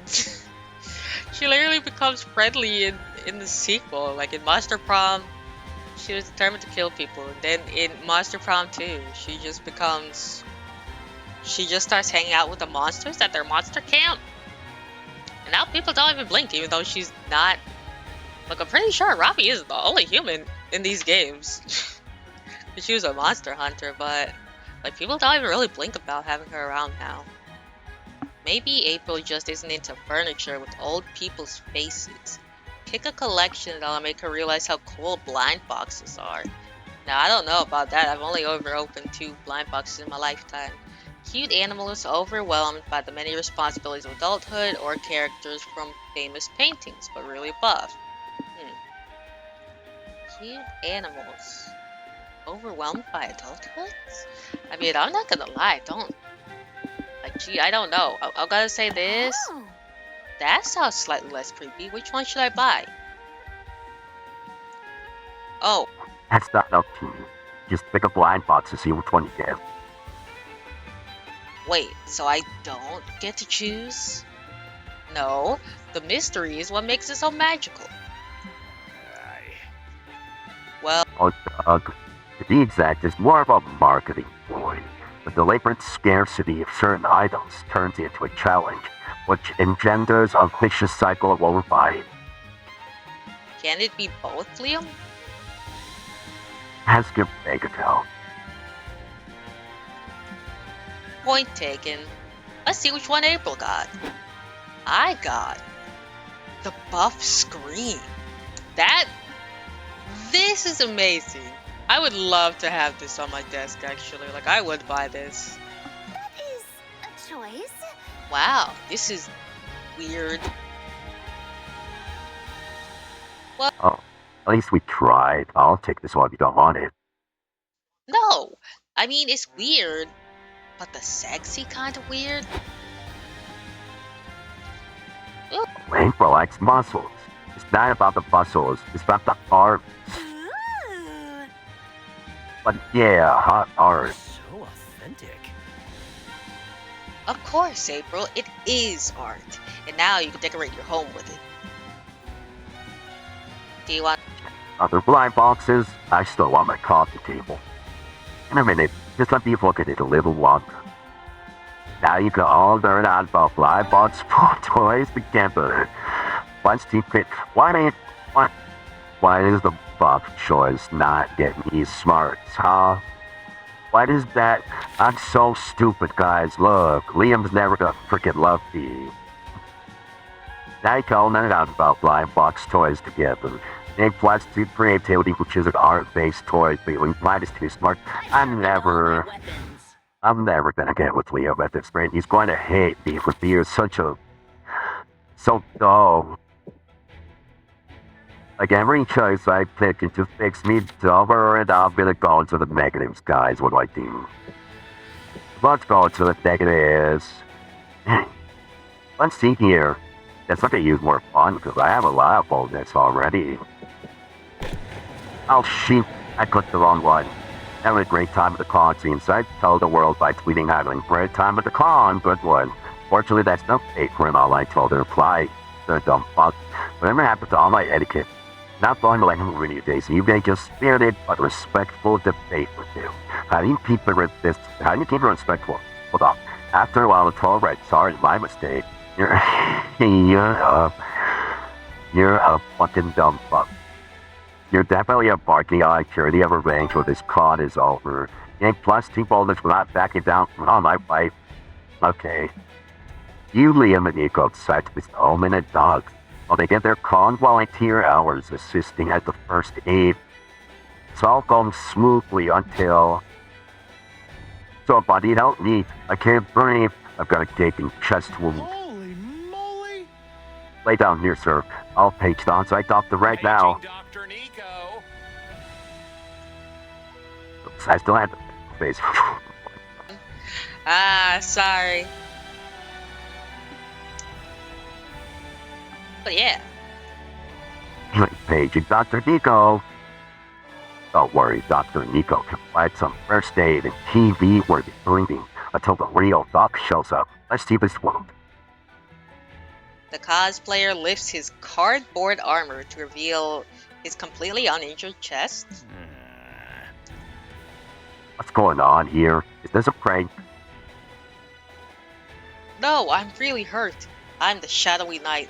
I was fighting an epic battle against the Dark Emperor when he stabbed my lung with a sword of midnight in. Let me stop. Right there. Make believe it's fun at all. There's real first aid booth for real injuries. Quit wasting our time. Neil, cosplay is a serious art form. Sometimes you get so deep in the character that's hard to get back out. Sounds legit. This guy got wounded in a cosplay battle. The wound may look fake to you, but it's very real to him. I mean, no, I kind of get it, but I kind of don't. You can feel the pain in his thespian soul. I have a thespian soul too, but I still know it's not a real wound. We're not real doctors, which makes us qualified to treat it. Okay, well, how do you treat a fake wound? Well, I've heard worse. That makes sense, kinda. Sadly, the volunteer manager didn't teach us how to first aid a wounded soul. It's up to you, Aaravi. Why is it up to me? Okay, see, a lot of Monster Prom events are just you trying to come up with solutions and not look stupid in front of your crush while doing it. And it's up to you, Aaravi. Hurry up and treat this cosplayer's fake wound. He could fake bleed out any sec. Okay. Treat his fake wound so he won't fake bleed out at the first aid booth for treating real wounds. His imaginary lung's been punctured. You'll need a lung donation from his imaginary friend. Okay. Treat him by drawing a badass looking scar on him. That's the only reason I killed find that. I think it would be really funny if he tries getting a lung donation. Like, look at this. Okay, should I prep the imaginary friend for surgery somehow?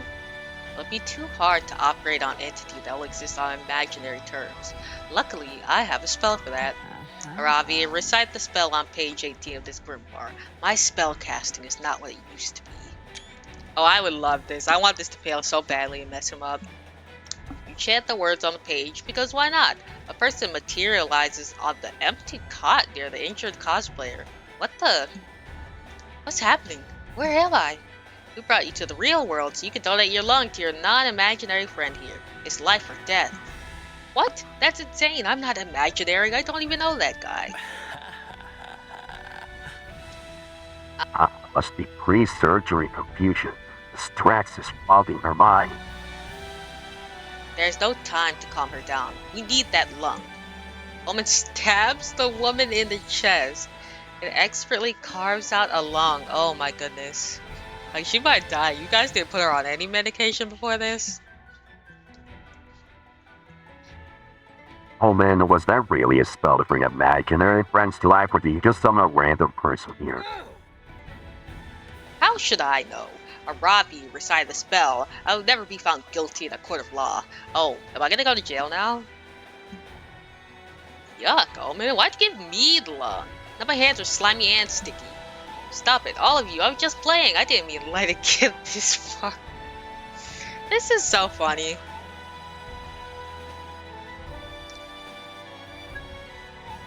Oh no, the patient is starting to break cancer. It's critical now. Put the dog with the lung. Nico slices the cosplayer open and stuffs the lung inside his chest. Both he and the imaginary friend die in horrible pain. He's satisfied now, Nico. Can't save them all.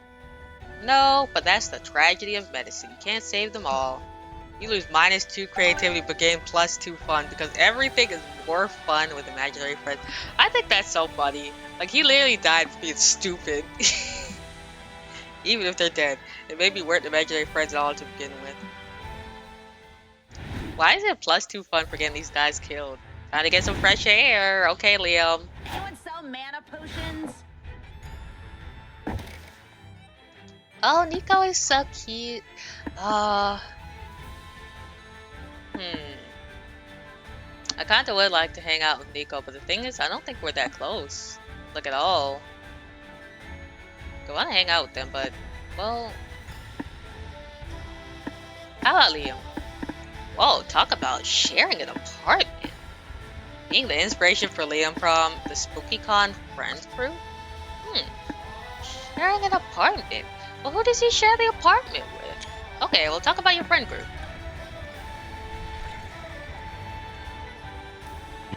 How was the group formed? Well, Zoe and I know each other from Spooky Academy, of course.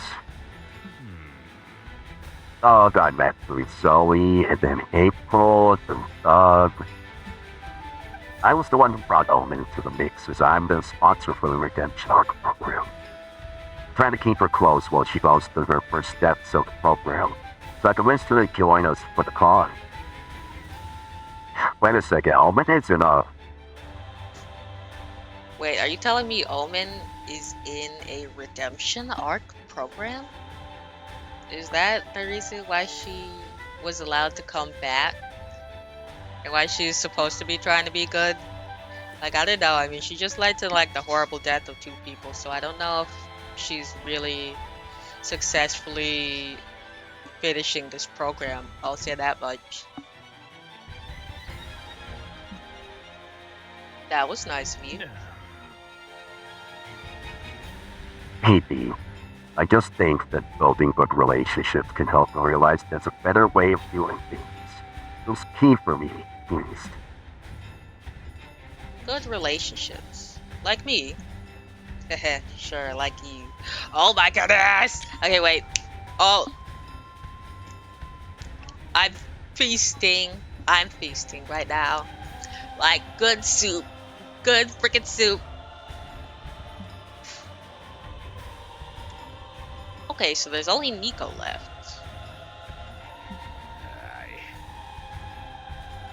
You could say I brought Nico along, although it'd be more accurate to say Nico inserted himself into the group. Wait, what? Not so. Long ago, I started attending some improv classes in order to perfect my thespian skills. Nico attended that class too, and, well, they're quite the extrovert, you know. They sort of befriended everyone in the class except me. They tried but politely catch to their friendly advances. They made more than enough friends over 4 centuries. Ah, the unstoppable friendly force versus the immovable unfriendly object. I love Aaravi so much. Like, look at this dork, man. Look at this dork. Oh my goodness. But hey, if anyone has made any Monster Prom fan scenes, feel free to tell me about them because I would like to know. I would love to know, actually. Also, I think I forgot to. Okay, I think I forgot to post the announcement of this stream. I may have forgotten to post it. But like, I made a whole thumbnail for it, so. Okay. Well, I'll be right back, chat. I gotta go take care of that. I gotta take care of the socials. I'll be back in a minute.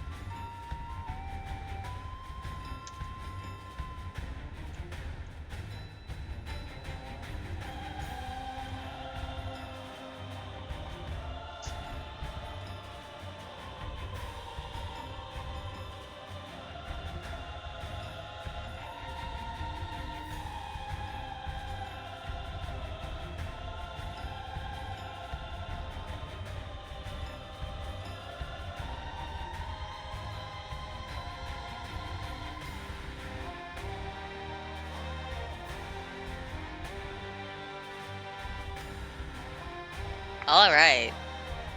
I'm back. Yeah. I just had to post a quick update. But hey, we're here. We're here. We're queer. And we're about to get Liam. Well, I can't rhyme that. I can't rhyme that actually, never mind. I don't know a rhyme for that one, but yeah, anyways, back to Liam's story time.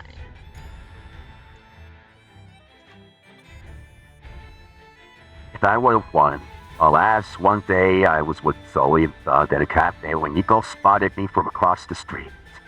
Someone wiser would have understood I want to mind my own business. Nico's surely more charming than they are wives. They came over to say hi. Before I knew it, they were making plans to meet up with both Zoe and Doug later. Makes total sense. You know what? That totally sounds like Nico. It does, and I was irritated at first. But it taught me something. It taught me that sometimes, if you're patient, someone you find annoying can't become someone you truly appreciate. Indeed. Geez, OBS is a little... Hopefully that looks better.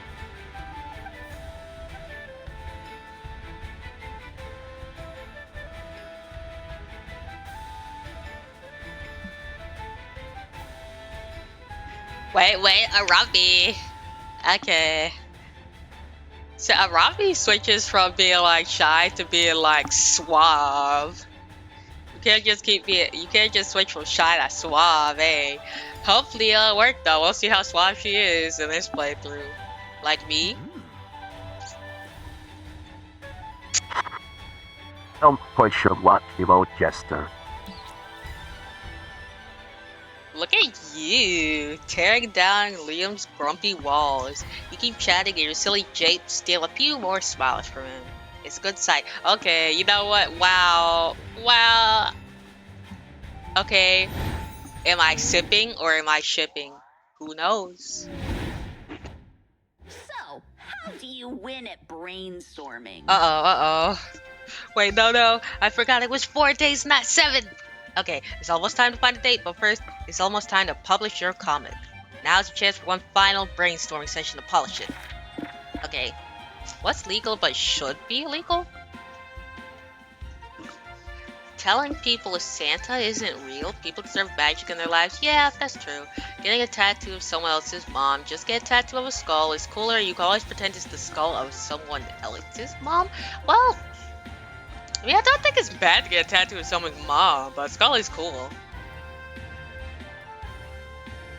Misusing internet slang, if you're not in on the joke, don't even try. Stealing someone's identity, nothing is as attractive as being yourself, except maybe being someone more attractive. I gotta rethink this one. Well, no, don't lie about yourself. Okay, look, telling people Santa isn't real. Yes, I'm smarter. Okay. Underrated activities for a third date. Planting cherry trees until they blossom, just for you and your date. Studying contraception? I mean, you look responsible. while also hinting that you want to bang. Okay.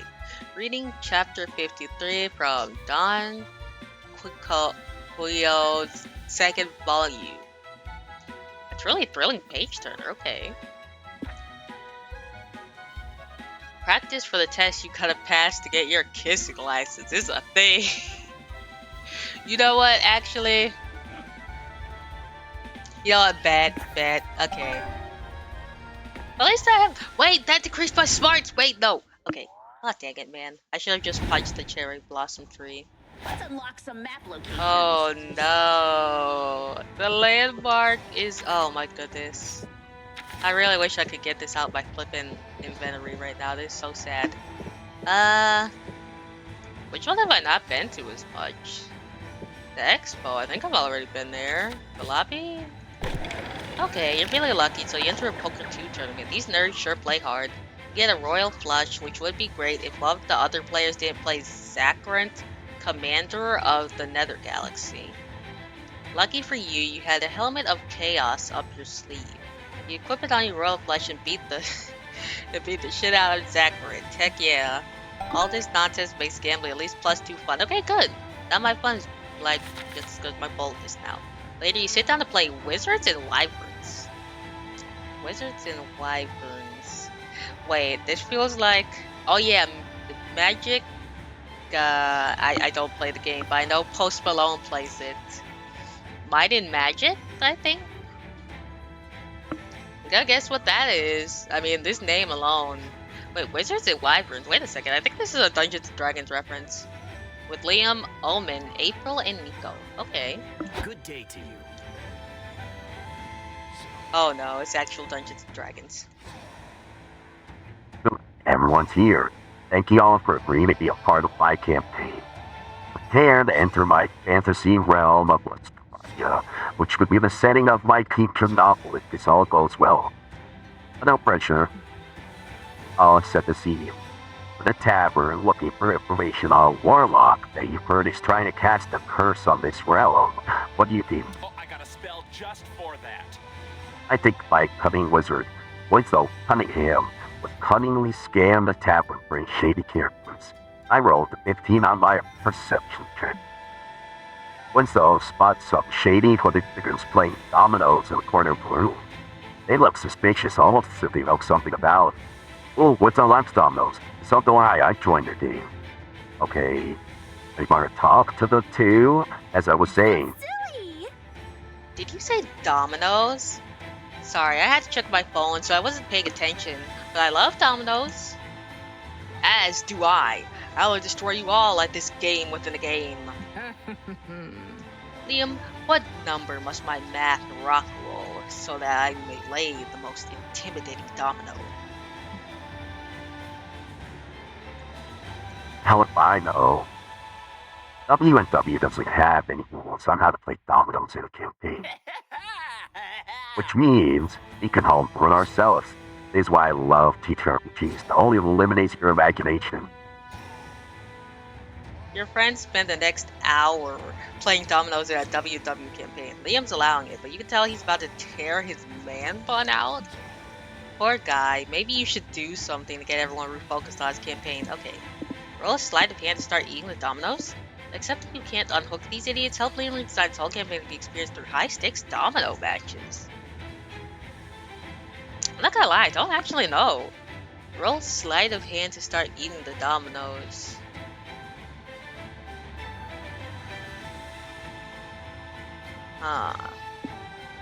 Or, well...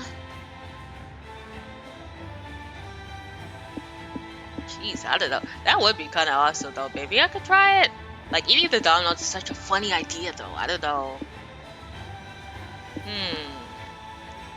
Although, again, if I think they'd get mad at me if I ate the dominoes. Maybe this only requires creativity. Hopefully.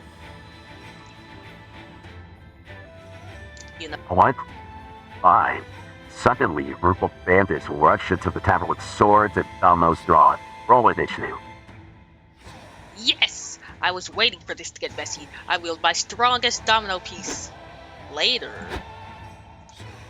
The bug. Here, ways down. Don't blank domino tile. Effectively sealing off that path. With all you lose 10 HP and fall unconscious. No! You must survive, Wizzo. I command it. It's too. I shall not cast that save. Must succeed. When they saw the wizard could not. Farewell. We'll try, Wizzo. We'll lay our tiles like our lives depend on it. If only the Reaper would take me instead. I'm not made for high-stakes dominoes. Even later. Gag upon your bitter failure. A natural 20. I lay my final tile. Gag upon your bitter failure, Warlock. Oh man. And wins the domino boss fight. The warlock has no choice but to dispel his curse on these lands. Good job, everyone. That was cool. That was fun. I've never been so invested in something I wasn't being paid to promote before. Glad you joined the game. The domino stings in the light at first, but I'm happy y'all pushed me up all in new creative direction. I demand that we play another. This time we shall theme the quest around scatter quarries. You have a great time playing games with friends. Game plus 2 creativity for helping design a campaign around such an innovative concept. Nice. Okay, so what? Oh, at least fun. Okay. Gotta get the good stuff. Maybe my fun's already freaking high. In fact, I think I went there originally not to play like Dungeons and Dragons, but to increase my fun, so. Okay, well it increases charm to go to the Ventures, maybe. But creativity to go to the hotel. Okay. Cause see, I'm so stupid. My character is so stupid, I don't know what to do now. I don't know what to do now.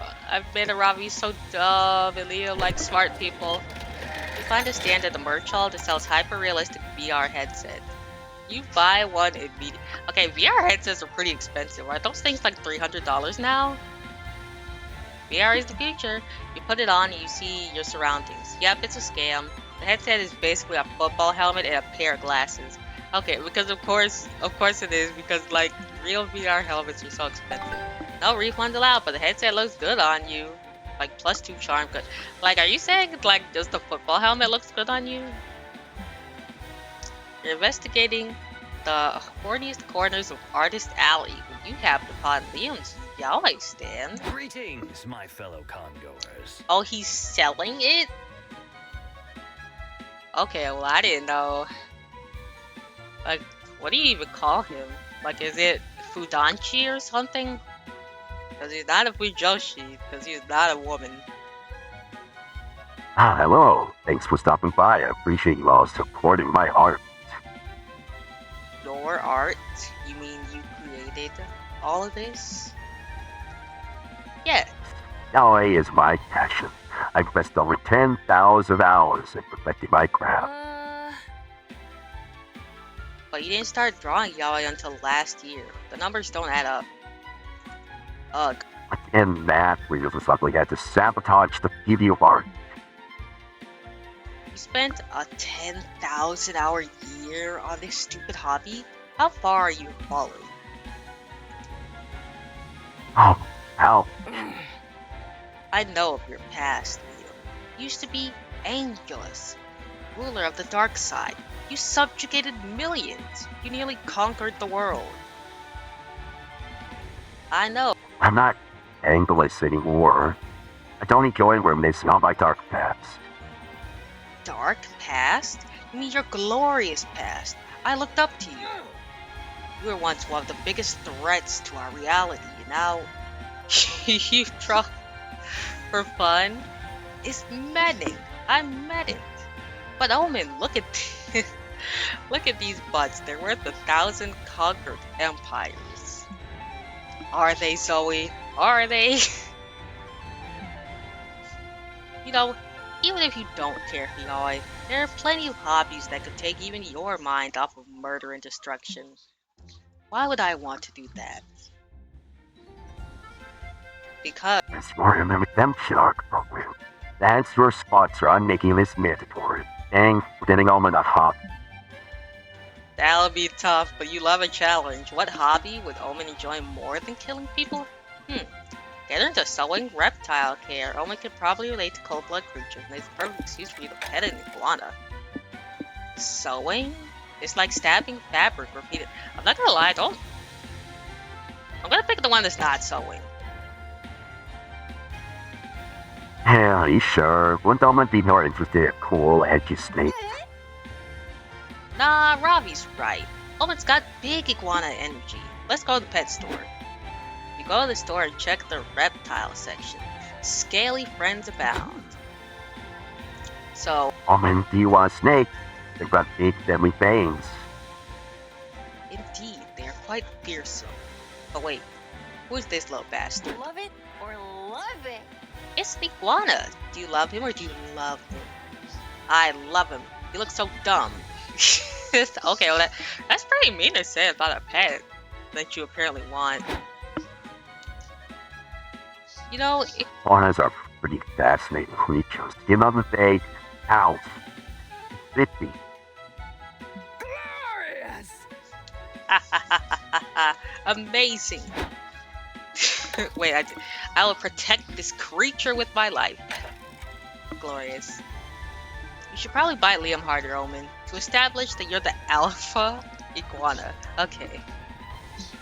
Good idea. Going down. And that's how you do it, my son. So, what should I call this guy? Okay, little fucker, handsome Liam. Name it whatever you want, as long as we've taken you away from a life of evil like this is worth out. The iguana bit Liam again. Classic. You gain +2 charm. Oh, thanks for the added charm. Maybe Liam will love me, even if I'm not smart with all this charm. +2 charm, -2 bonus, introducing Alma to the magical world of iguana husbandry. Well, I didn't know it's called husbandry. Step aside, nerds. Aaravi says, like, step aside, nerds, in the nerdiest voice possible. You know what? Oh my goodness. So stupid. What? Okay, creativity, I mean.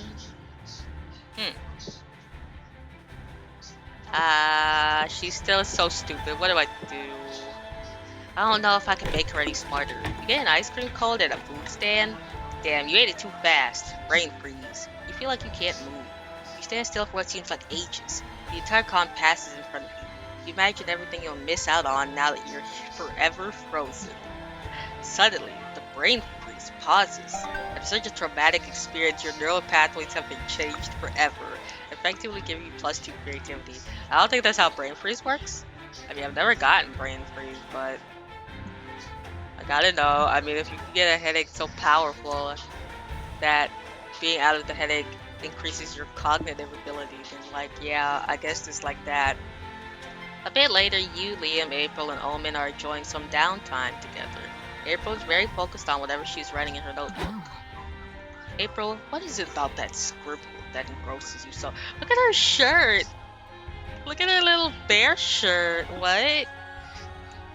And they used to be... Oh my goodness. And they used to be an overlord.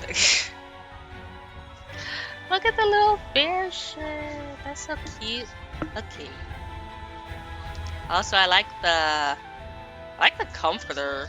I mean, well, their horns stab through the comforter because they won't take off like all of their armor for bed for some reason. But yeah, it looks cute. Like, oh, April looks cute too. April, what is it about that scribble that engrosses you so? Are you penning another diary entry? The last one left off on quite the cliffhanger. I would violate community guidelines. Oh wow, what the? Well, that's a heck of a voice line. Oh ho, you little sneak. Oh wow. Okay, we don't need to know what happened in the bounty castle. I'm actually too busy to talk right now, sorry. I've got to push through this writer's block and finish the lyrics for my next single.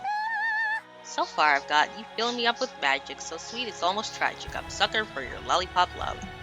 Now I'm stuck. Maybe because I'm not craving lollipops right now. I'm a sucker for your beefy 5-layer burrito love. Isn't this catchy though? Okay, like not her wanting some Taco Bell for bed. So mainstream. I think your writer's block is due to a faulty foundation. I think your writer's block is due to a faulty foundation. Melody and lyrics you have so far seem formulating. The point of formulas is that they always work. You know, like you probably learned in 6th grade math. Nerve. We're talking about art, not math. Art's smart. Personally, April, I think you're wasting an opportunity to control your minions with this new musical composition. They're more like stands than minions, silly goose. Mere semantics. These stands follow your every whim, do they not? You could easily mobilize them to do something fun, like ritualistic arson. Oh man, don't convince April to manipulate the fan base of committing heinous crimes.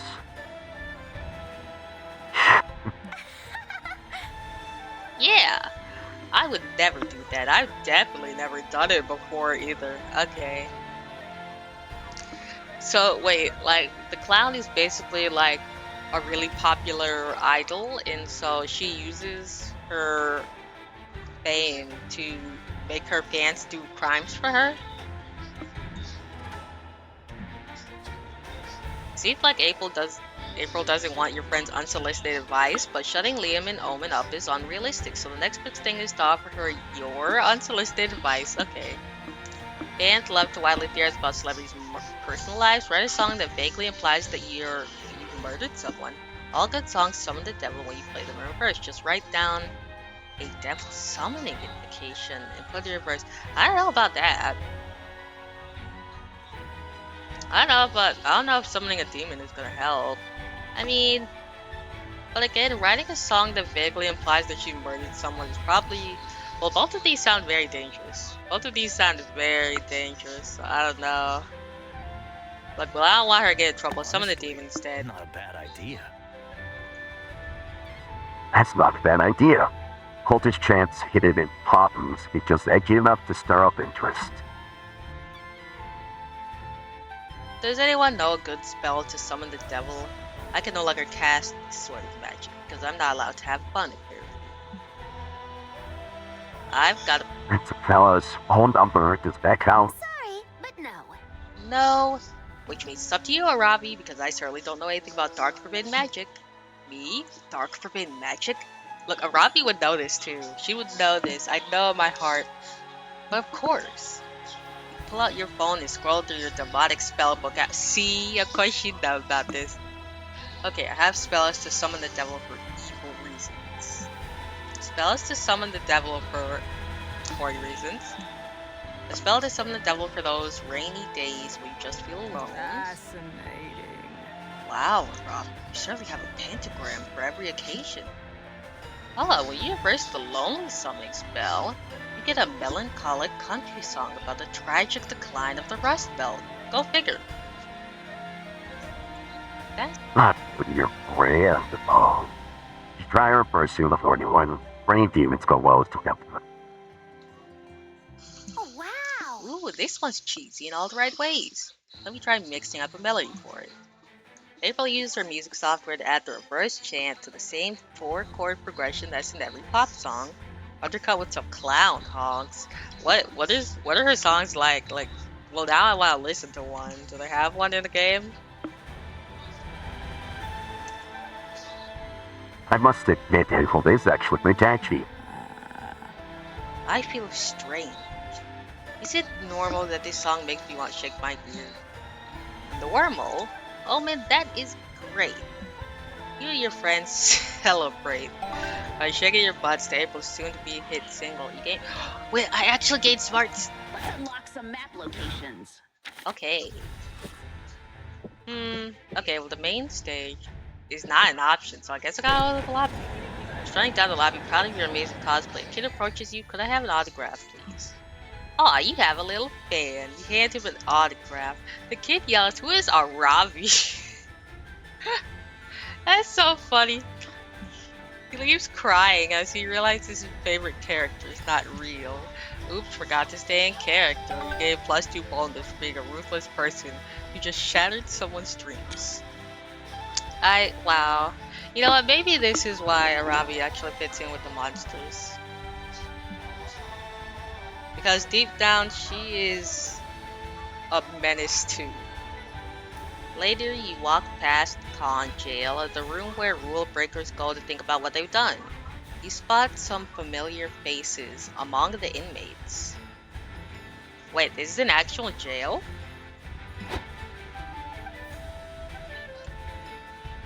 I hate him, Holman. Wouldn't be here if you hadn't stolen that plush neatly fixed scene. It was the seller who made the scene. I was simply matching his energy. Objection!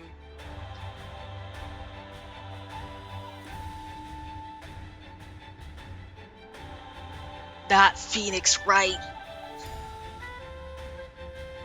You have nothing to fear. Your attorney is here. I'll get you out this bastard if you say objection. Where's Scrooge? Officers, how long do you intend to keep my clients behind bars? Well, they tried to steal, so I was thinking we'd keep them at least overnight. Is this what happened to Cupid? He became a cop. Overnight? Perhaps we could commute their sentences. Instead of staying overnight in con jail, they could spend 3 years in a regular prison. What the fuck? Don't worry, everyone knows that legally, 1 day of con jail equals 5 years of prison. You're getting the better end of the deal. That's absurd, untrue, and definitely not something anybody knows. Dibs on the top bunk when we get to prison. We are not going to prison. If that is a trick to try and get the top bunk first, Be assured that I will shank you. Okay. The top bunk, actually. Are there people who don't like the top bunk because they tried to get up when they were on the top bunk and bumped their head on the ceiling? But anyways, Nico might actually be onto something. Surely you can broker a deal with the guards to bail Omen and Liam out of jail, but what? Okay, we'll commute the sentence by doing community service. But you're not ready to touch grass yet, so what about making it online community service? Tell the guards that Omen and Liam can offer valuable insight into Catch's Pecan's biggest the, the cockdoodler? Okay. Well, I'm not gonna lie, I don't wanna, like, put the pressure on, like, Omen and Liam. Could they do online community service? Do you think they'd fall for this one? Ooh, I like that idea. You could manage the police station, social media. Wait, you work for the police? I did not think the police officers had time to guard convention centers. The chief puts us on jobs like these whenever we're on leave for drug possession. Oh. What type of cops are these? Let's not talk about that. Go on, make some posts to get us some more followers. But look, Liam would be pretty good at social media management, I feel like. Woohoo, you guys ready to make cops cool again? I'd rather take the 3 years in prison. Your loss. What shall we post first? How? I'll just put a good stone at the jail of my belly. Hashtag LOL, hashtag cool cops, hashtag brutal. Brutal? Pretty sure about that phrasing? Yes, it's so coolish, brutal. Don't brush up on your mother lingo, Liam. Why is everyone commenting ACAB on our post, Nico? Awesome content, absolutely brutal. My turn to post. Attention, citizens, do not shoot each other, or I will have to shoot you. I promise that I'm the better shot. Hashtag ACAB. Well, At least these two seem to be doing more harm than good to the police's reputation. cool. Let's just pretend that was your plan all along. The security guards let Omen and Liam out once you show them your hard work.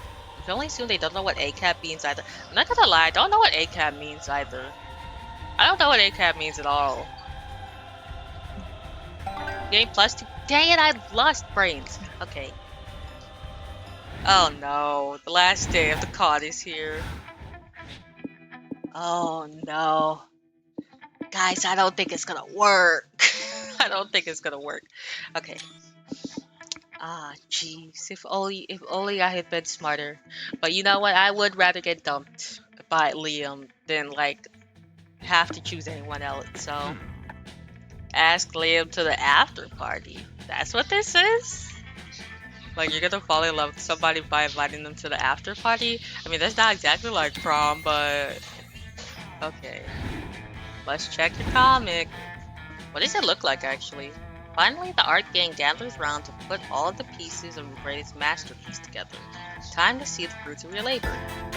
Everyone wants to kiss me on the mouth is said to be the next harem sensation. Jacqueline is a humble country girl who moved to the big city in search of someone who could explain to her what yeet means. Little does she know that what she'll find is love. Due to fate and the precarious state of the economy, she'll end up sharing an apartment with several smoking hot roommates. Okay, like, I wish, but I don't, like, why did she move? Why did she move just so someone could tell her what yeet means? Wait a second. It's because she doesn't have internet. It's because she can't get internet out in the sticks, isn't it? Like, I guess they didn't have a service providers wherever the heck she was. The roommates all have one thing in common. None of them can resist Jacqueline's eyes, which are basically two sexy empty holes. I mean, well, she is a jack-o'-lantern. There's the buff, Everordy, Morty, quiet, handsome, Mamimi, seductive, breathtaking Milo, and many more. As if this wasn't enough, Jacqueline will also struggle to get used to the urban life's most puzzling aspect, the existence of an underworld known as the sewers. Okay, so well, why is she going to go in the sewers? I mean, yeah, yeah, I like the art though. So like Morty is this guy up here. I remember him from Monster Camp 2. That's Morty. He's an idiot. I don't actually remember who. I remember Milo, and I don't actually know who Mamimi is. Maybe that's the original character. Ah, poor Jacqueline. So many changes, so many suitors, but she can't decide who to reciprocate for one big reason: an ancient curse. You know what? That's a saucy plot twist. Yeah. Like one thing is clear. There will be lots of kissing on the mouth. Okay. I mean, you can't necessarily kiss a, I don't know, a pumpkin the same way that you kiss a person, but sure. How many roommates does she have? 3? Oh, wait, look. Milo, you're back. I thought you were still mad at me after I told you Santa isn't real.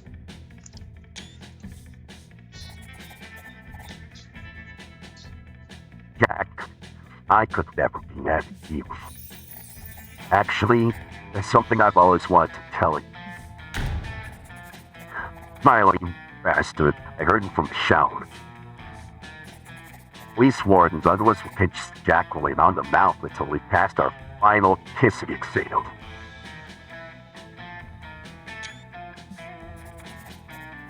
Well, I realized maybe Jacqueline should have some say in that.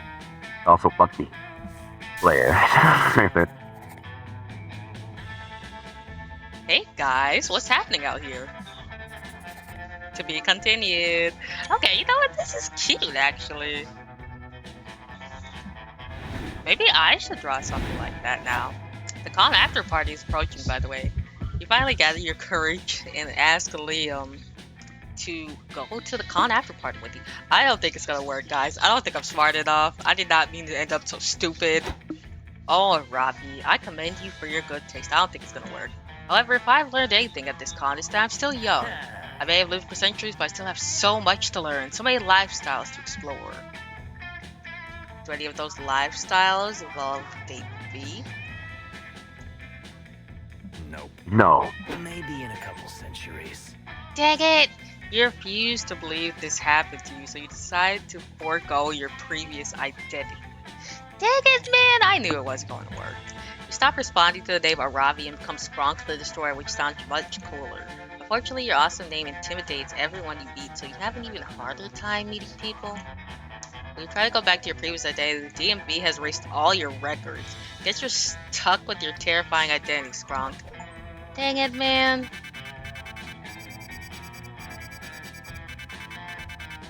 Yeah, that was a bust. Oh well. Before we knew it, the con had ended. It was just 4 days, but we could swear it felt like an entire lifetime. All sorts of misadventures took place, entire friendships blossomed, and we ourselves changed as people. The idea of going back to our day-to-day lives made us feel a bit disoriented. Promises were made, without growing apart, of meeting again soon. Still, we would lie if we said it didn't feel a bit sad to leave all that behind.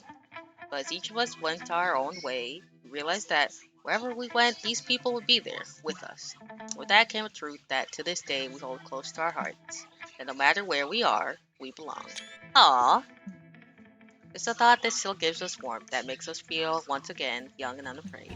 It reminds us that even as years go by, we will always be ready to start. We will be forever like this, always feeling free. This is so cute. You better Is that believe Vicky? that you Okay. can always count on me. I love her so much. Come and you will see Why is Nico so sad? everything we need. Aw, Brian We're Oz. meant to find each other. Wait, wait, it's drawn like this because this is supposed to be like an anime ending too. Look. Oh wow. Wait, who's that guy next to Omen? Could he be in the next Monster Prom game as a love interest?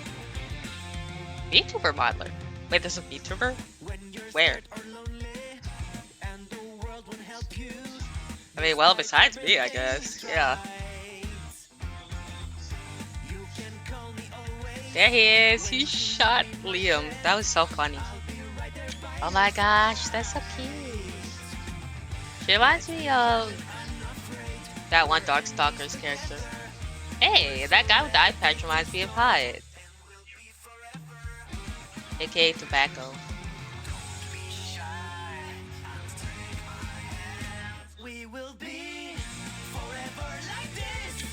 Do you see that? Okay. Consider leaving a positive review. I will. I will leave one after I win this game. Friends forever. Confam? Aww, that's the group chat? That's cute. That's so cute. Aww. Vicky! Oh, I'm sorry if you could hear the sound of screenshots, by the way, because I love this game.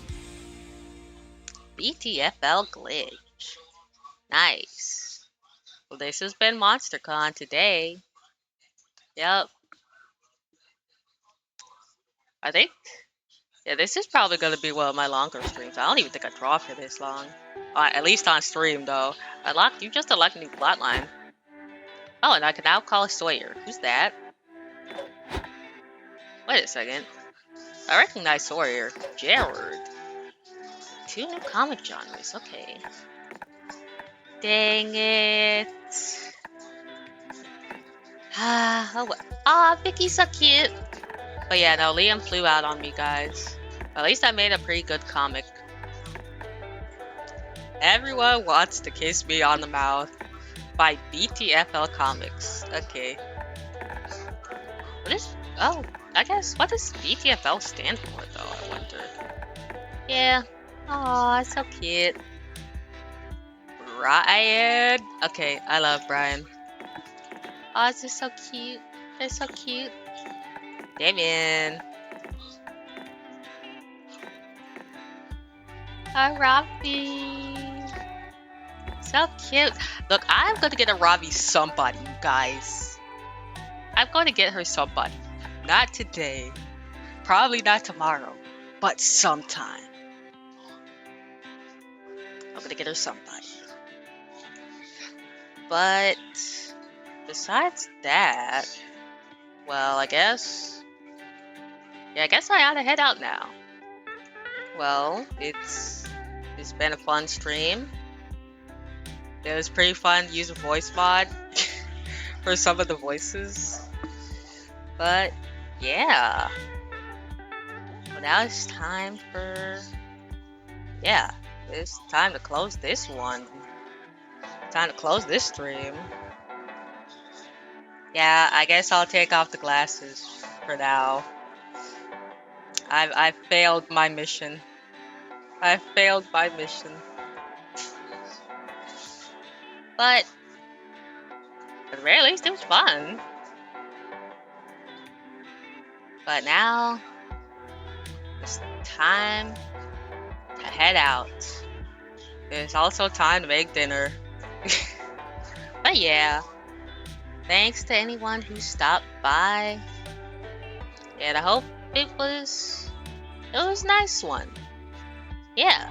But anyways, MonsterCon's always on Steam if you want to check it out. It's by Beautiful Glitch.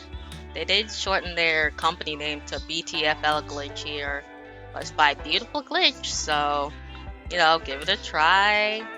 Maybe follow some people. And if you're crazy, you could try to buy all 4 of them, but I don't recommend that. just try. I don't even know if there's a Monster Prom demo, so just buy one and try it out if you're interested. But yeah, that's all from me for now. Yeah, thanks for tuning in on this flop of a con. Cause I'm the flop, by the way. I'm the flop. Cause I failed. I did not get them this time, but we'll get them next time. Anyways, that's it for today. Catch you later. Bye-bye. See you in another solar system. Or never, since I'm Skronk and I've lost my identity. Okay, bye.